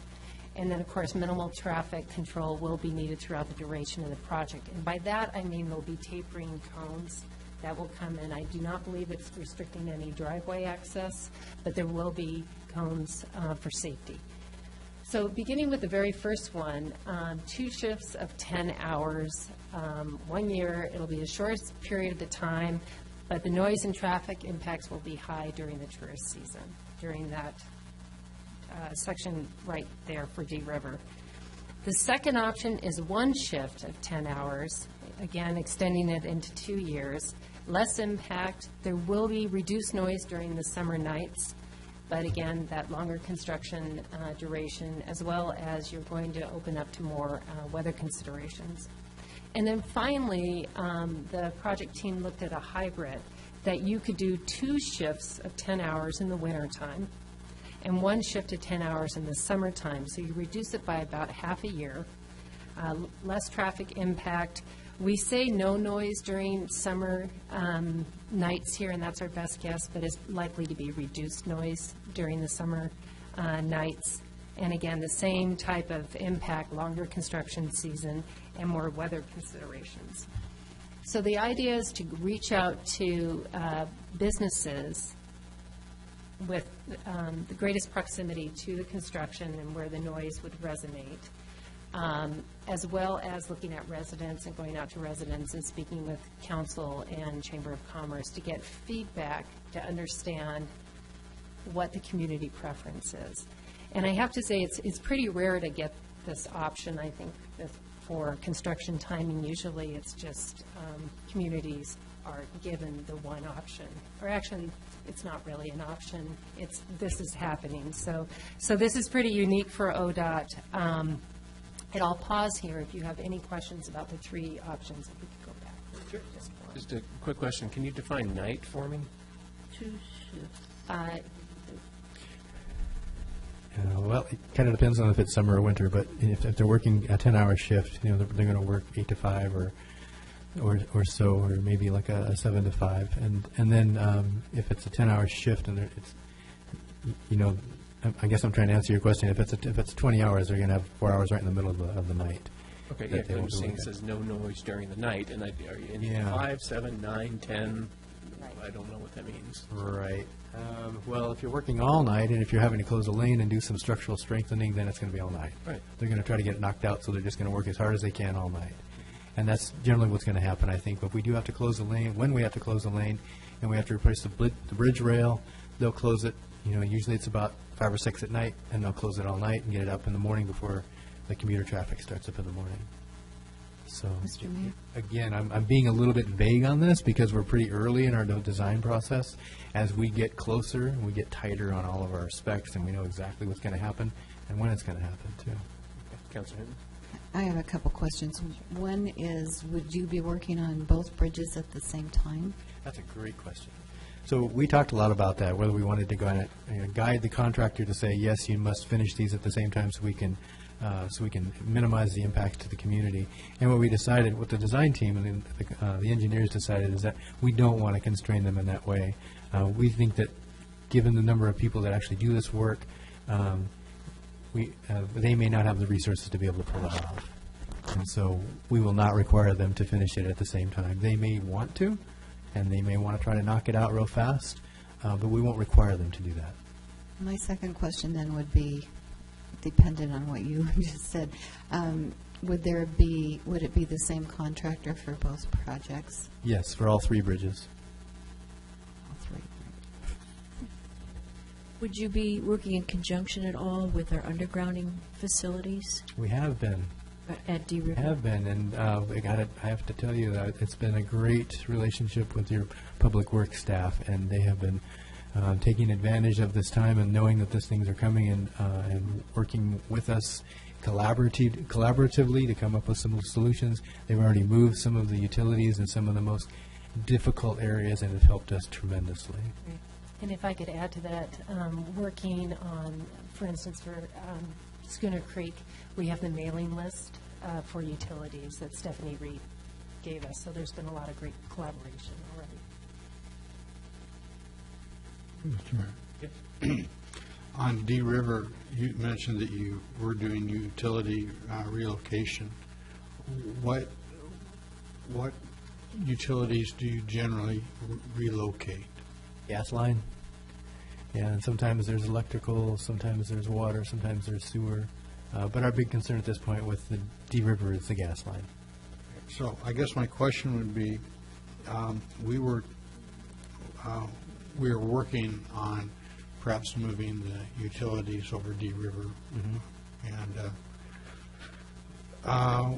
are those utilities that we're contemplating moving, which are the power lines, would that be something you would be moving if we didn't move them? Now, utilities occupy space on ODOT right-of-way free, with the understanding that when we have projects like this, they'll need to move at their own cost. So that includes the electric or city utilities or the gas line. Okay. One more quick one, if that's okay. We had wanted, the council, I think, was interested in perhaps at the ends of the bridges to do some type of decorative function, which ODOT declined to do. But my question would be, if the city paid for the decorative ends, would ODOT participate with us? It's, I would say doubtful at this point, and I'm saying that because it's not just the cost of the decorative ends, it's designing it into everything else that we have to do. And so, there's much more to it than just the cost of building it. And so, since I've already asked the team and the folks who have, the program managers who are providing the money for this, and they said, no, we're just going to focus on fixing the bridge right now, I'm just going to say, no, that probably won't happen. Okay, thank you.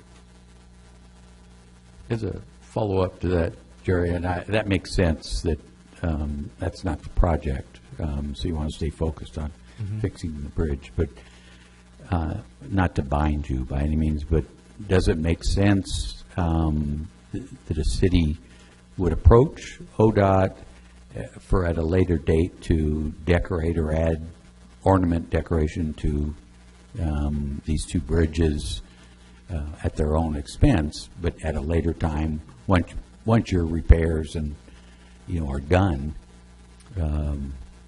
It's a great question. I've never been asked that question, but I would encourage you to try. Yeah. Okay. At that point, once we're done with it, we hand it off to the maintenance facility, and the district owns that, and so the district manager would be the person to ask. Okay. So I would encourage you to try. Yeah. All right. Thank you. And I just have I don't know if you can answer this question. An anticipation of how many people would be employed doing this? I don't know. Not off the top of my head. We can get you that information. And then within that, since it's going to be a long project, minimum 1 year, where do you house these people? Are they usually put up in hotels or? Yeah, they locally. Long-term housing. Sometimes they stay locally. Sometimes they bring their own trailers and stay in. If there's an RV facility, they'll stay there. Most of them will stay for the week, and then they'll go home for the weekends. But sometimes they'll stay for a whole summer and then go back, depending on if their family situations. Okay. Thanks. Anyone else? That's it. Thank Well, you. we have just a wee bit more. Okay. I'm sorry, the answer is going to be no. Just in terms of project planning, Jerry, if you wanted, okay. There's continued plan development, so refining the design work. The contractor's bid will be in spring of 2018, and with construction beginning summer of next year. So in the interim, myself and my team will be going out and doing that targeted outreach over the summer. And we'd like to come back and speak with council, likely November, December, to let you know what we've gathered, what we've learned, and then what ODOT's decision is in terms of community input.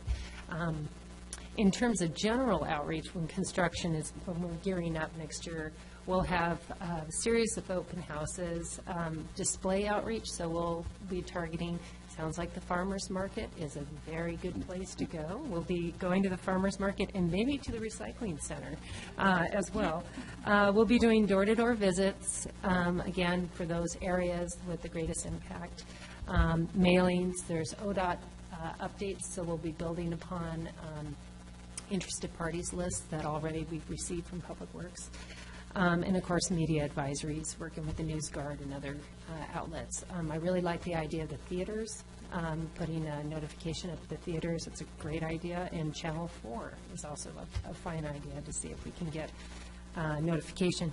We do have a draft flyer that we'll be working with in the summertime, reaching out to folks. So if you have any input on the flyer, please let us know. And I'm looking very forward to spending outreach time in Lincoln City over the next Question, I'm sorry, I didn't pay attention to all the timing of things, but we have a group that was just here saying they're going to be doing an outreach. Is there a way to combine any of this that you It could? crossed my mind in terms of not so much for the targeted outreach, I think right now, because we really want to hone in on those areas closest to the bridge. But speaking with JBO about their interested parties list to see if we might be able to collaborate for when the updates are from when construction's about to happen. So absolutely, we'd love to work with them. We'll probably have to work through the city to be the ones to combine those lists, if that's possible. Okay. Great. Anything else? No, thank All you. right. Thanks, appreciate it. Thank you. Thank you. Thanks, Jeremy. We definitely appreciate all that you've been doing for us. All right. We are done with presentations. Public hearings, public comments. Are we back to that already?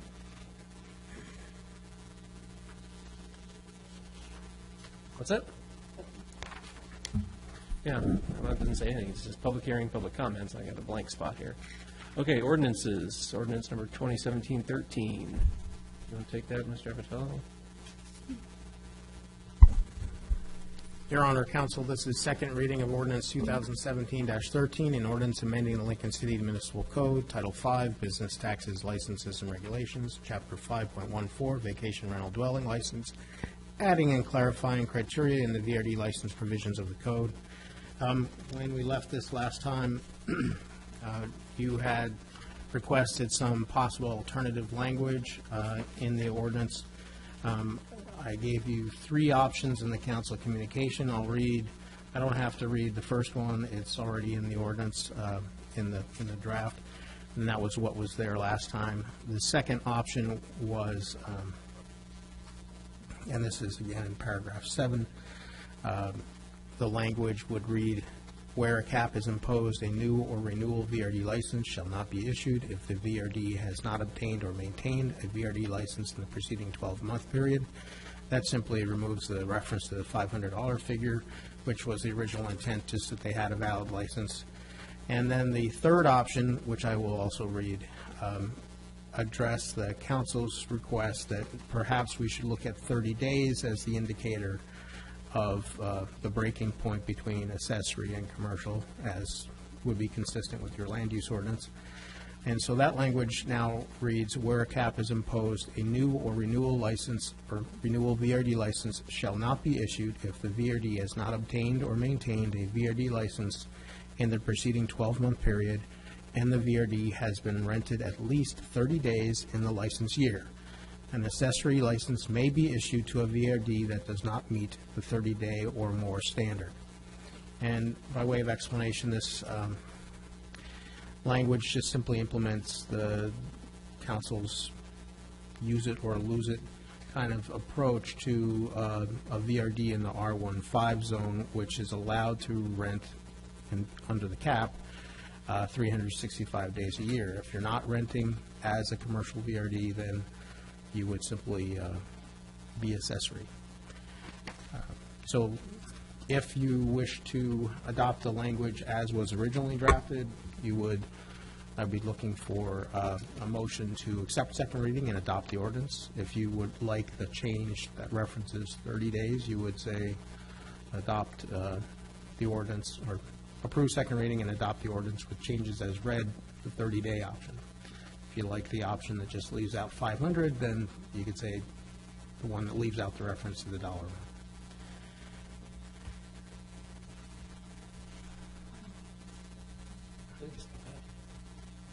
This third option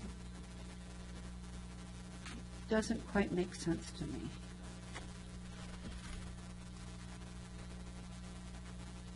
It says, or maintained a VRD license in the preceding 12-month period, and the VRD has been rented at least 30 days. Shouldn't it say has not been rented at least 30 days? No, it would have to be rented at least 30 days in order to not be merely accessory. So if it's rented at least 30 days, then it's not accessory, it's more than accessory. Also, I put in new or renewal VRD license, and Richard pointed out that, well, it wouldn't be new if it was, in existence with the prior, but the reason why I left that in is because you could have a land use approval and not have yet obtained a license. So I wanted to allow for that possibility.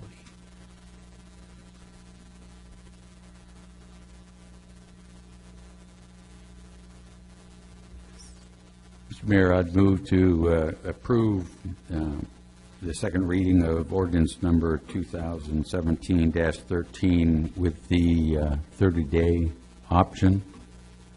Second. Motion and second, discussion?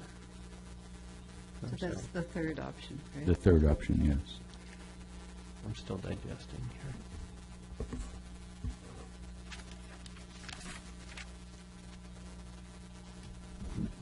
Anyone? All right, do I need a roll call on this one? Yeah. Go ahead. Anderson? Yes. Hinton? Yes. Casper? Yes. Walke? Yes. Ward? Yes. And Williams? I'm going to say no. Motion carries. Thank you. All right, hit parade.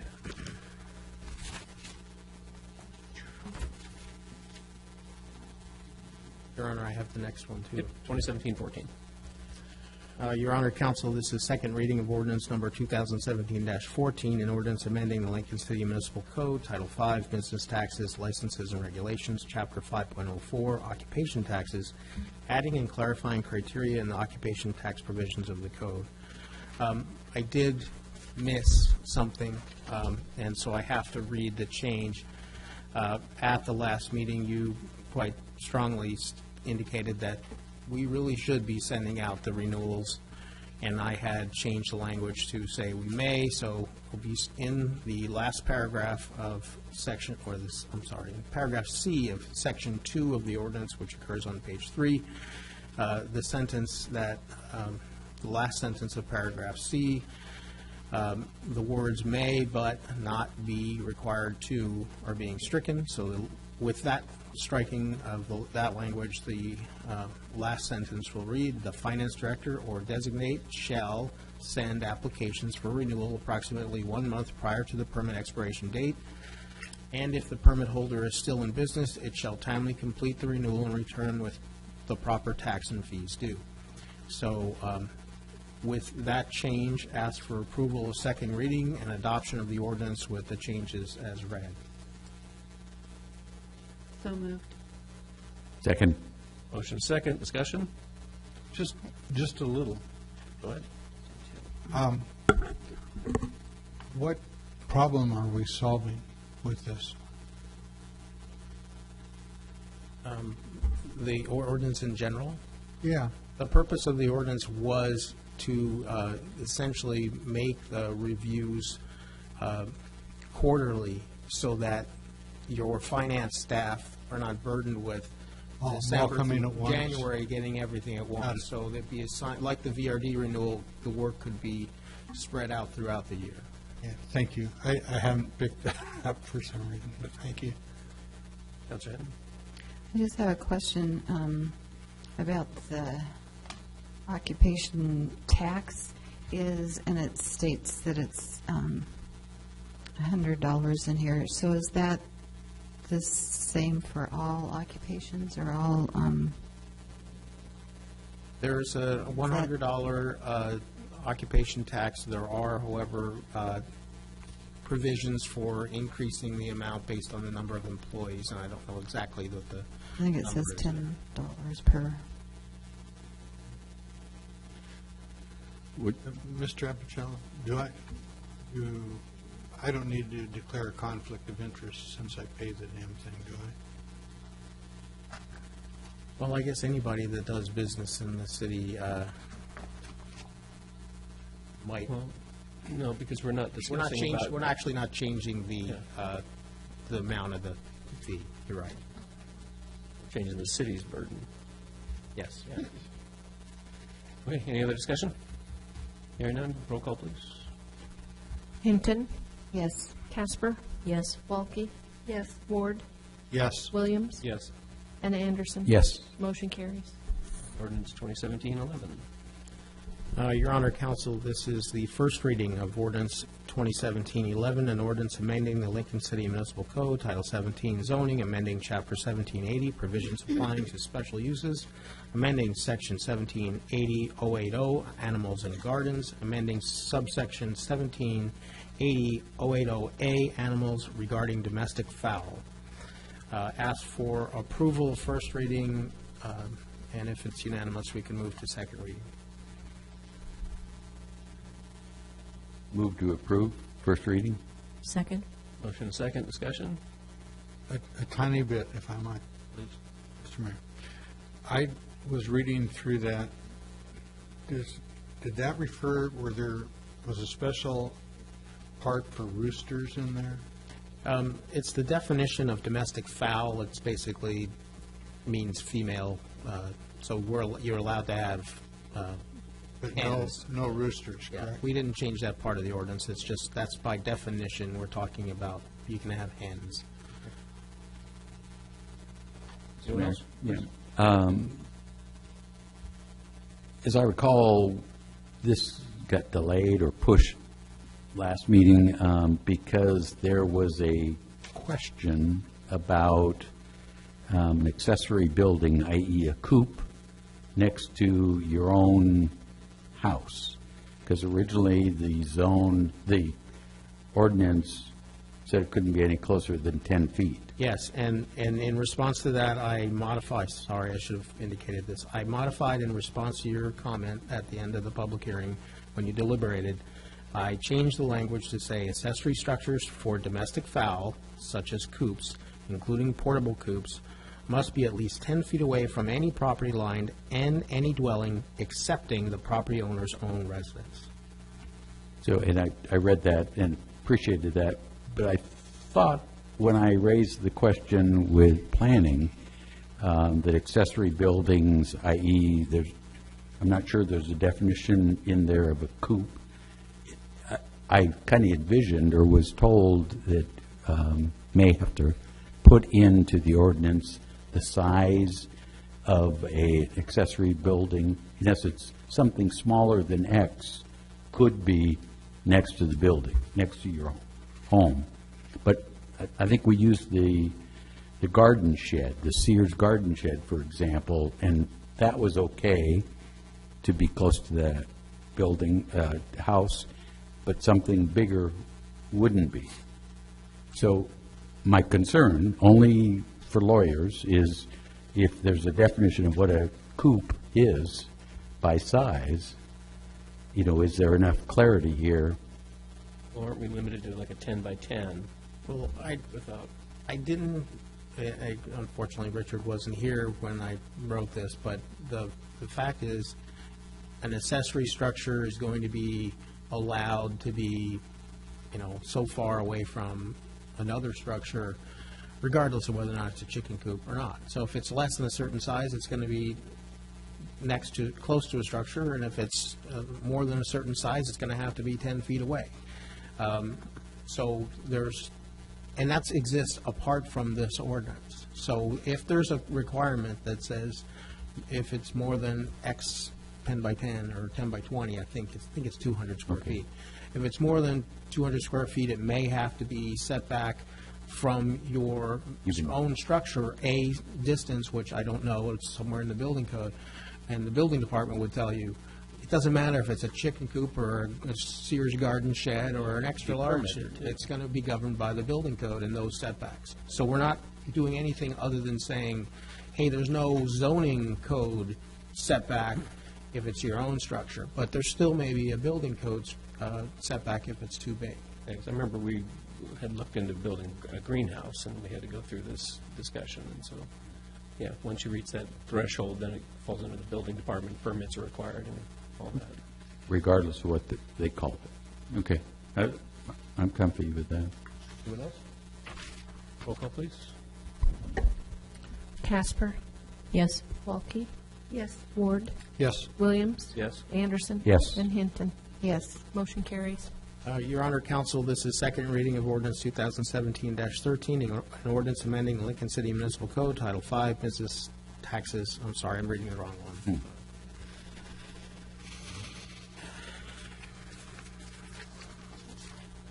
What happens when you turn the page?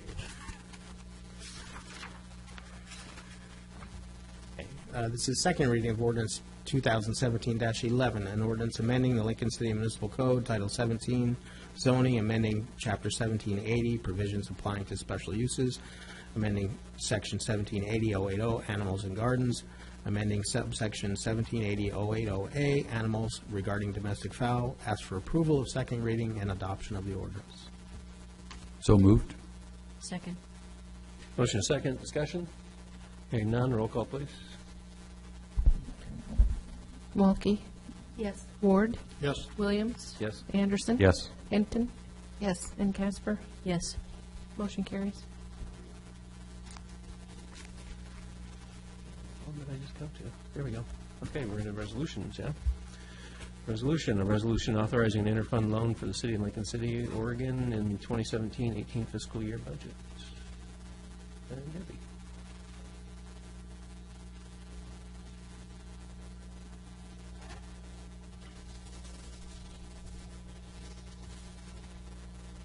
Good evening. The next two resolutions on here deal with modifying the budget to provide funding for a project that Public Works has bid and is currently in the process of reviewing bids and will have an award to bring back to council.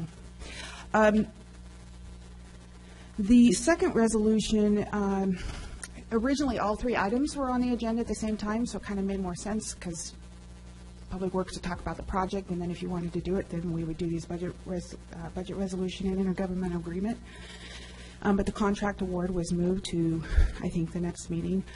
And also, the supplemental budget does require a public hearing, and we did notice a public hearing, but it doesn't look like it was published on the agenda for public hearing. So I'm not sure if you want to proceed with these, or if we should move them to the next meeting along with the project or the contract award. Well, I'll defer to our city attorney. Yeah, obviously, if it didn't get on the agenda as a public hearing when it should have been, even though it was advertised, I'd recommend you continue that. Okay. And we do it with the contract award at the next meeting. We do have another related item that has to be done today. Will that be for both? Yeah, because we wouldn't, if you did not approve for the project for whatever reason, Do you need a if that were motion an or option, just then a- we would not be doing these two resolutions. So. Since it was advertised for this evening, I would recommend continuing the matter. It was advertised, just didn't get on your agenda. So I would continue it to the next meeting. What do you need? Do you need me to say anything, or just say we're just continuing it? I think a motion to continue both items, the resolution interfund loan and the resolution supplemental budget, to the meeting on August 14th. So moved. Second. Motion second, discussion? Hearing none, all in favor, say aye. Aye. Aye. Opposed? Hearing none, motion carries. Thank you. Okay, thank you. That was easy peasy. All right.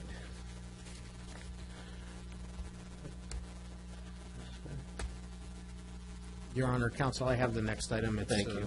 Resolution 2017-13, which is a revised Northeast 36th Drive LID initiation. Your code, as you recall, you originally looked at the 36th Street project as not an LID, but it kind of evolved into an LID, and then it evolved from one option to two, and then three options. Ultimately, you had notified all the participants, all the benefited property owners, that we were going to consider a couple different options, and you had continued the hearing each time and notified each time. And so technically technically at this point, the LID initiation resolution 2017-04 is not a hybrid project. It's just a regular, sewer project, gravity sewer project. So your code requires that we amend the initiation resolution to reflect what you've decided to do. And so this is just housekeeping. I will need to bring back before the September 24th deadline the formation resolution. We're hoping to bring it back at the next meeting. So this is just a revised initiation resolution. So ask for approval of the resolution, then we'll bring the formation at the next meeting. Move to approve resolution number 2017-13. Second. Motion second, discussion? Hearing none, roll call, please. Ward? Yes. Williams? Yes. Anderson? Yes. Hinton? Yes. Casper? Yes. And Walke? Yes. Motion carries. So we don't need to do second, or could you bring something back to us, or? Yeah, it's a resolution, I'm sorry. Okay, all right, we're done with that. Special, yes? Your Honor, Counsel, I have the next item too. It's all yours. Okay, so the next item is Schooner Creek Award protest. Dr. Joe, can I have you pull just a little closer, please? The next item is the Schooner Creek Award protest, and I did not attach to the agenda item the letter from the contractor. I know it was all emailed to the council when it came in, but I do have copies if you need it, but I know you all received it. So I apologize for that oversight. But essentially the staff recommendation is, and this has been reviewed and approved by the contract officer, Mr. Chandler, as well. The recommendation is to reject the protest based upon its untimely filing. In fact, the Oregon administrative rule involved here, which I quoted, seems to compel that it must be rejected based on the failure to meet the deadline as set forth in the Oregon administrative rule. If we were to reach the merits, staff has reviewed the protest and finds that it does not demonstrate that that but for the alleged errors, they would have been the higher ranked proposer. So it fails on two counts: on the procedural matter, which the Oregon administrative rules say is mandatory, you shall reject it. And then if you were to reach the actual merits, the standard of demonstrating that but for the alleged error, you would have been the higher ranked proposer, has not been met by the submission. So I'd ask for approval of the recommendation, which is to reject the protest for the reasons stated. So moved. Second. Motion second, discussion? I have some discussion. Please. If I remember right, this was a proposal, was there four bidders on it, K&E Construction and this guy, and he started out in first place, and then they didn't like the bid that they had for $1 a linear foot or something. Is that the guy? No. I'm sorry. There were only two bidders on this project. Okay. So it's not the fact situation you're remembering. Okay. I was just pulling it from memory, so that's not good on that. Now, just to keep things on an even keel, it said 7 days after. Did we notify him by certified mail? They were actually all emailed, so there was no actual delay in the actual. So did they get when they emailed them, did they get a return, answer you have to send back if you got this? I believe I don't know if it was sent return receipt on email, but I know it was received. Because it just seemed to me like Well, I was looking at 7 days, but this guy was doing it on the 4th of July, and every other day was a holiday. In fact, if you considered in the holidays and the weekends, he was within his 7 days' time to protest. I can tell you that I had this reviewed by the local government law group, and they concurred that it was not a timely filing. Okay, I mean, I'm just raising those questions in case someone else raises them as well. Okay, that was all. Yeah, I was concerned about the same thing, and also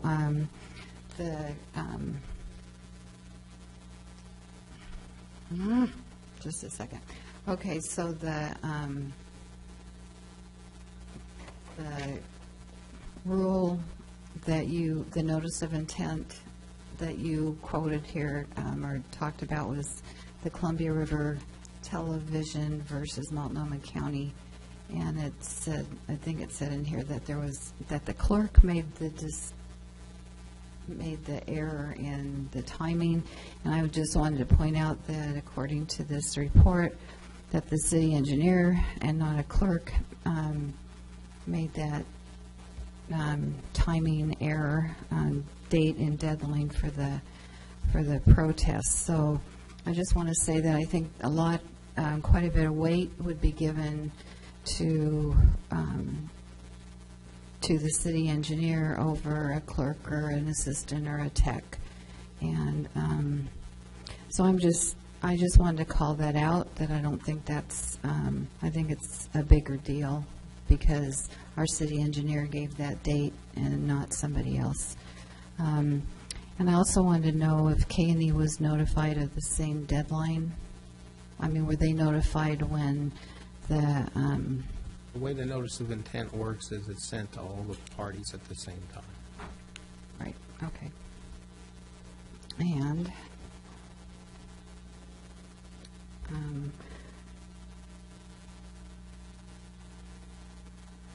okay. My only other comment is just, I think to staff that perhaps maybe peer review would be a good idea, so we don't have situations like this in the future. For the couple of differences in the RFP that was sent out, and also in the date that somebody, that they could oppose the winner. That's all. Anybody else? Mr. Mayor, one quick question. Why the bit about the public records? I didn't understand that part. Somehow requesting public records, I just didn't get that. The fact is that the administrative rule and the statute talk about days, and the day is capitalized, meaning it's a defined term. It's calendar days, not working days, so you don't get the less things out. The point of the case is that staff cannot change the terms of the adopted regulations. We have adopted, the governing body has adopted the Oregon Administrative Rule. The Oregon Administrative Rule sets a number of days. So staff, can't, if there's a mistake saying, oh, you can have 7 days after you get the public records you requested, that's not something staff can do. So that the point of the case is that, a mistake can't change the adopted language adopted by the governing body. And they were just trying to hang their hat on something. I believe they had an obligation to submit the request within 7 days. Technically, our code actually has reduced the number of days, but they, in this case, they, used the 7 days from the Oregon Administrative Rule, which we adopted by reference. So. Okay. Anything else? All right. Where are we at? Yes, no, roll call. What do I got to do? Roll call would be fine. Okay, roll call would be great. Williams. And we're voting to deny. The motion was The to... motion was to accept the recommendation, which is to reject. Reject, yes, so yes, thank you. Mayor? Yes. Anderson? Yes. Hinton? Yes. Casper? Yes. Walke? Yes. And Ward? Yes. Motion carries. All right. Acting city manager, anything tonight? I just wanted to remind you of Microphone. Sorry, I'm new to this gig. Remind you of a workshop coming up the following Monday. I don't recall what the topic is, but I think there's a workshop scheduled for August, that date. 31st? Oh.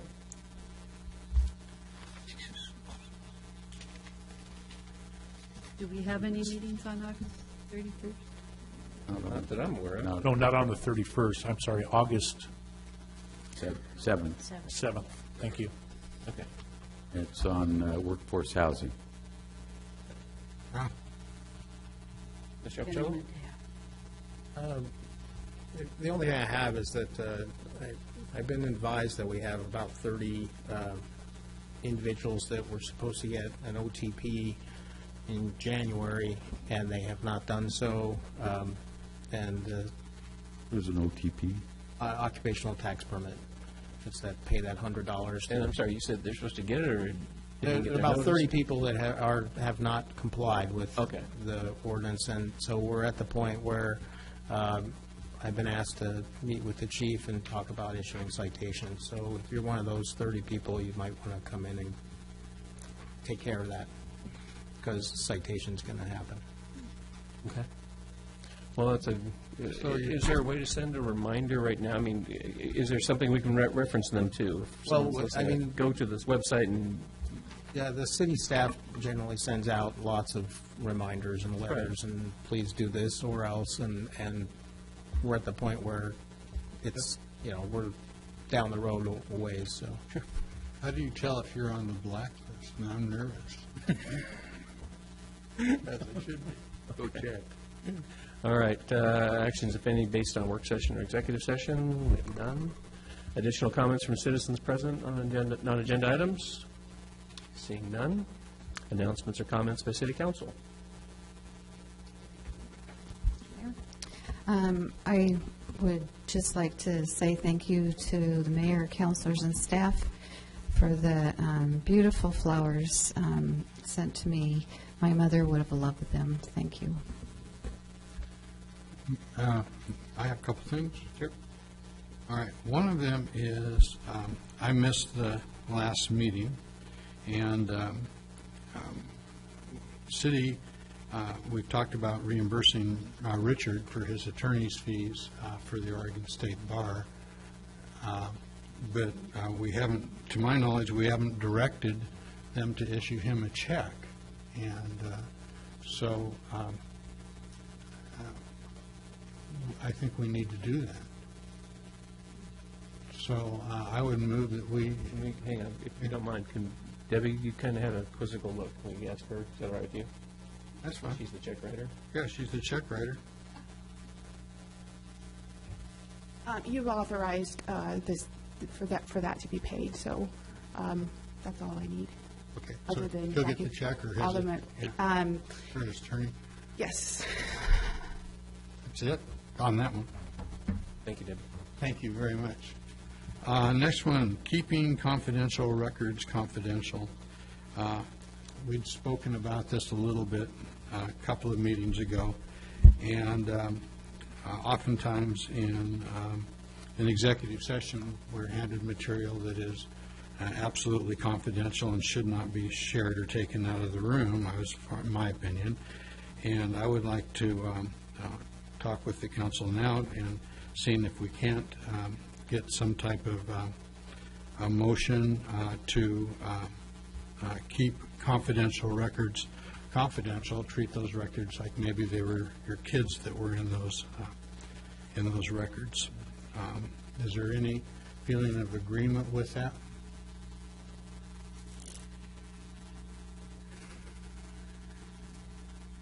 Are you waving at me? Yes. Sorry. I lost my voice. I think we also talked about other, types of options as receiving things, confidential information by email that can't be copied or forwarded, and we get those a couple of days ahead of the executive sessions. That was also part of that discussion as a solution. Mr. Mayor, I think there was some discussion about. Sorry, did you, okay. Sorry, did you want to speak? No, I thought I heard someone else at the same time. Go ahead. That was just me. We talked about understanding what was confidential and what is not, so I agree. I think we maybe need to have a further discussion about that. I think it's, I don't have any trouble following directions first, so, shame on you if, you do. I guess I could consider if you want to refine some kind of confidential data information that is more sensitive or volatile, I could see maybe something tighter on that. But in my recollection, that's pretty limited, and that's where I could accept that. But thinking of what crosses our desks or handed to us, to have a blanket statement that anything that's confidential needs to be, turned back in, I think is a little onerous. And so my end would be to refine it, please, further down the list of all the confidential stuff, and I may consider something more controlling for that, but as a general statement, just because it's confidential. I already know what that means. Well, may I respond? Sorry. There are those few times in council that we get something, and it is highly sensitive. I mean, when I say sensitive, it could do damage to someone who's in that, and I think that that's extraordinary, and it deserves extraordinary care. And when the city attorney asked for those, review them and asked to have them returned, I think we need to be able to make certain that all of those get back and not into a newspaper somewhere or something. So that's basically what I'm talking about. I'm not talking about every document that we get into executive session. But those, in the past few years, there have been a handful that have been particularly sensitive that we need to really give care to. Your Honor, Counsel, I think sometimes, there are different levels of confidential records, and I think what Counselor Ward is referring to is personal privacy exemption records. If certain records concerning personal matters are released, that is something that can expose the city to liability. Most of the time, if you release a confidential document, the council decides to release something. Most of the time, you can't get in trouble for being more open. But there are certain classes of records, things like trade secrets and personal privacy exemptions, which can get you in trouble. So I think that's what we're talking about. Mr. Mayor? Yes. I just have one more comment about this. In addition to those specific confidential items, I would also include things that are very lengthy. I have quite a difficult time with our short executive sessions to be handed, a handful of things to read and take in and then make a decision later at our council meeting. So I think there's two reasons. For my part, I am sensitive to the highly personal ones that we have to deal with. Absolutely. I don't have a problem with tighter restrictions. What I would probably want, and I wish Ron was here tonight, is how do we find out what other jurisdictions are doing? I'd love to know if anyone else has a different system in place to bounce off of. Because I'm kind of with Councilor Hinton and Anderson on this, that sometimes I just don't have time, and I want to absorb it. I want to make a good decision, and I can handle paperwork and, well, sort of. And I think we all have to kind of just trust that we're going to take care of that information properly to the best of our abilities. So, councilors, you have Resolution 2008-47, I think, is the council rules, and you have a chapter in the code which addresses council rules. If you were to direct the manager and myself to come back with a proposed amendment, either to the resolution or to the ordinance, to maybe establish a procedure, after seeing what others do, for the conveyance of confidential executive session type materials with the password and the no forward and that kind of protection, together with additional protections for sensitive data, trade secrets, Right. personal privacy, and then we could work on it. Right, because I tend to go also to the extremes of, sure, we all get along, we can talk now, but the next group comes in and the next person starts labeling, well, I told you it was a sunny day today, that's confidential, and we've given a blanket that that's confidential, and I just don't want to go down that road. I'd like to narrow it and define it, so I like what you've said. I would agree with it, directing staff to do such. Councilor Ward, does that Yeah, meet with your? we can always start the meeting a half hour earlier for you slow readers. Yeah, that's right. And for those of us who work for a living, we would prefer not to. Thank you.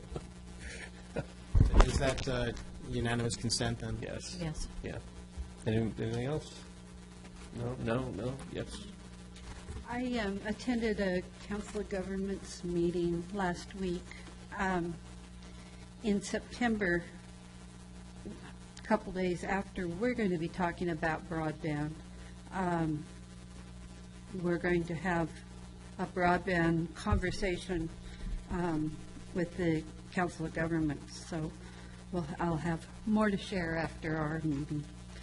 And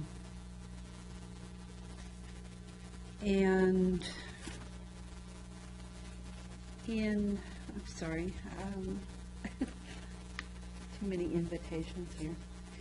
November 2nd, the Council of Governments is planning a recognition dinner, and it's a fundraiser for Meals on Wheels. So I will have more information about that.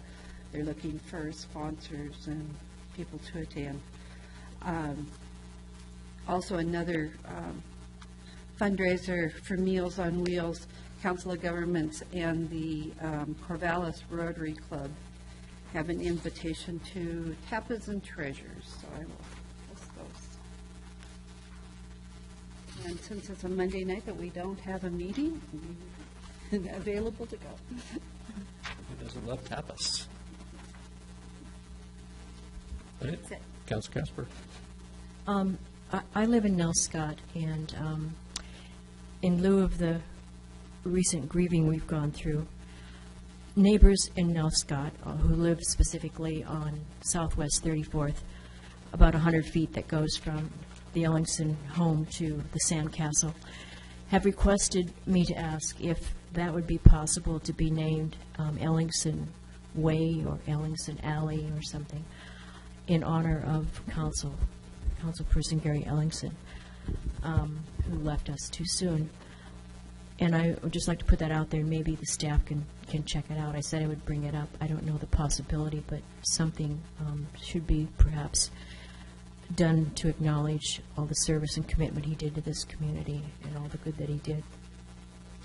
In terms of what the law requires, there is a statute 227-120, which has a process for the Planning Commission making a recommendation to you on street names, on renaming under 226-400 of the statute as well. There's an express, you can allow for memorials and things like that in parks as well. That was a question the mayor had asked. And our own code in Chapter 1612-110, which is the subdivision regulations, has us go through the Planning Commission to establish that a proposed street name is not confusing or in conflict with our system of naming. In addition, thanks to Kathy, we found an ordinance 19, no year before it, it's just the 19th ordinance, and it establishes and says these are the street names for these. So the process through the statute as well is to, by ordinance, name the streets. So we'll probably would involve a recommendation and public hearing, a recommendation from the Planning Commission and a public hearing before council on a proposed street name if you go street. If you're just going to designate park, you also would possibly run into issues with names on dedicated plats. So sometimes you may actually also have to involve the Planning Commission if you're talking, the mayor had asked a question about designated area, which I took as a tract of land.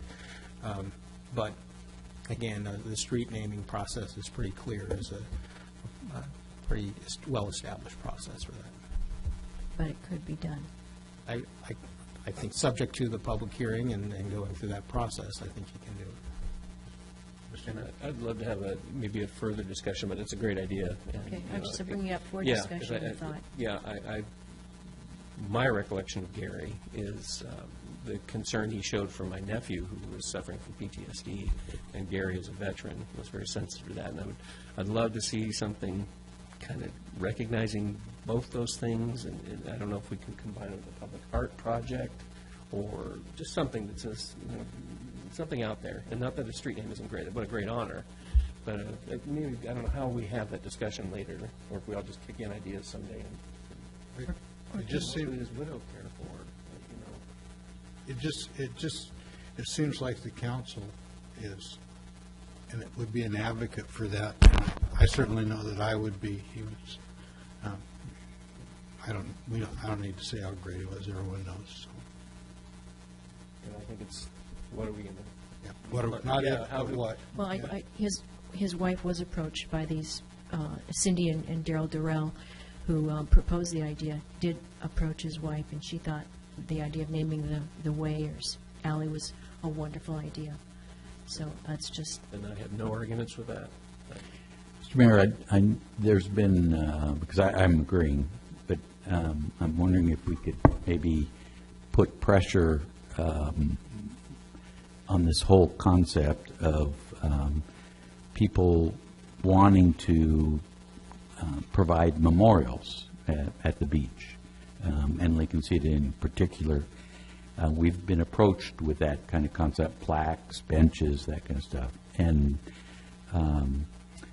my understanding is we haven't either finished a policy or a process or a way to handle money or, standards, that kind of stuff. And I think this all fits so well together that if we could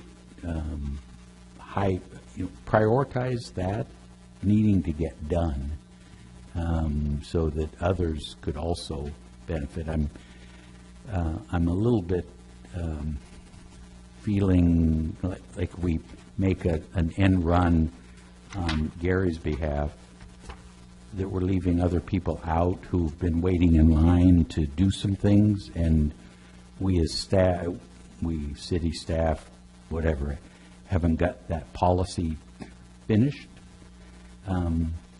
So I guess it's my way of kind of,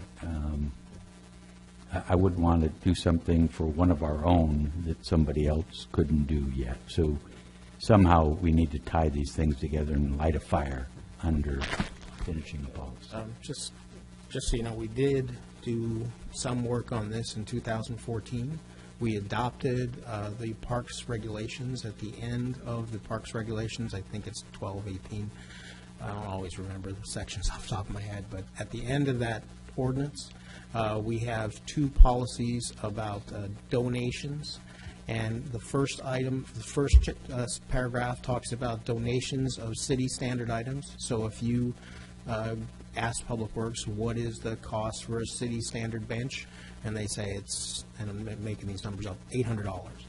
and you donate the cost of a city standard bench, you can have a small plaque on it that recognizes the donor or a memorial. So that is established in our code. We have an established process, and if you're choosing a city standard item, and this could even apply to things like the concept was applied to the idea of having the disc golf. If you bought the city standard tee for the cage or whatever for the disc golf, you could have a lane. So as long as it's a city standard item, bench was the most popular one.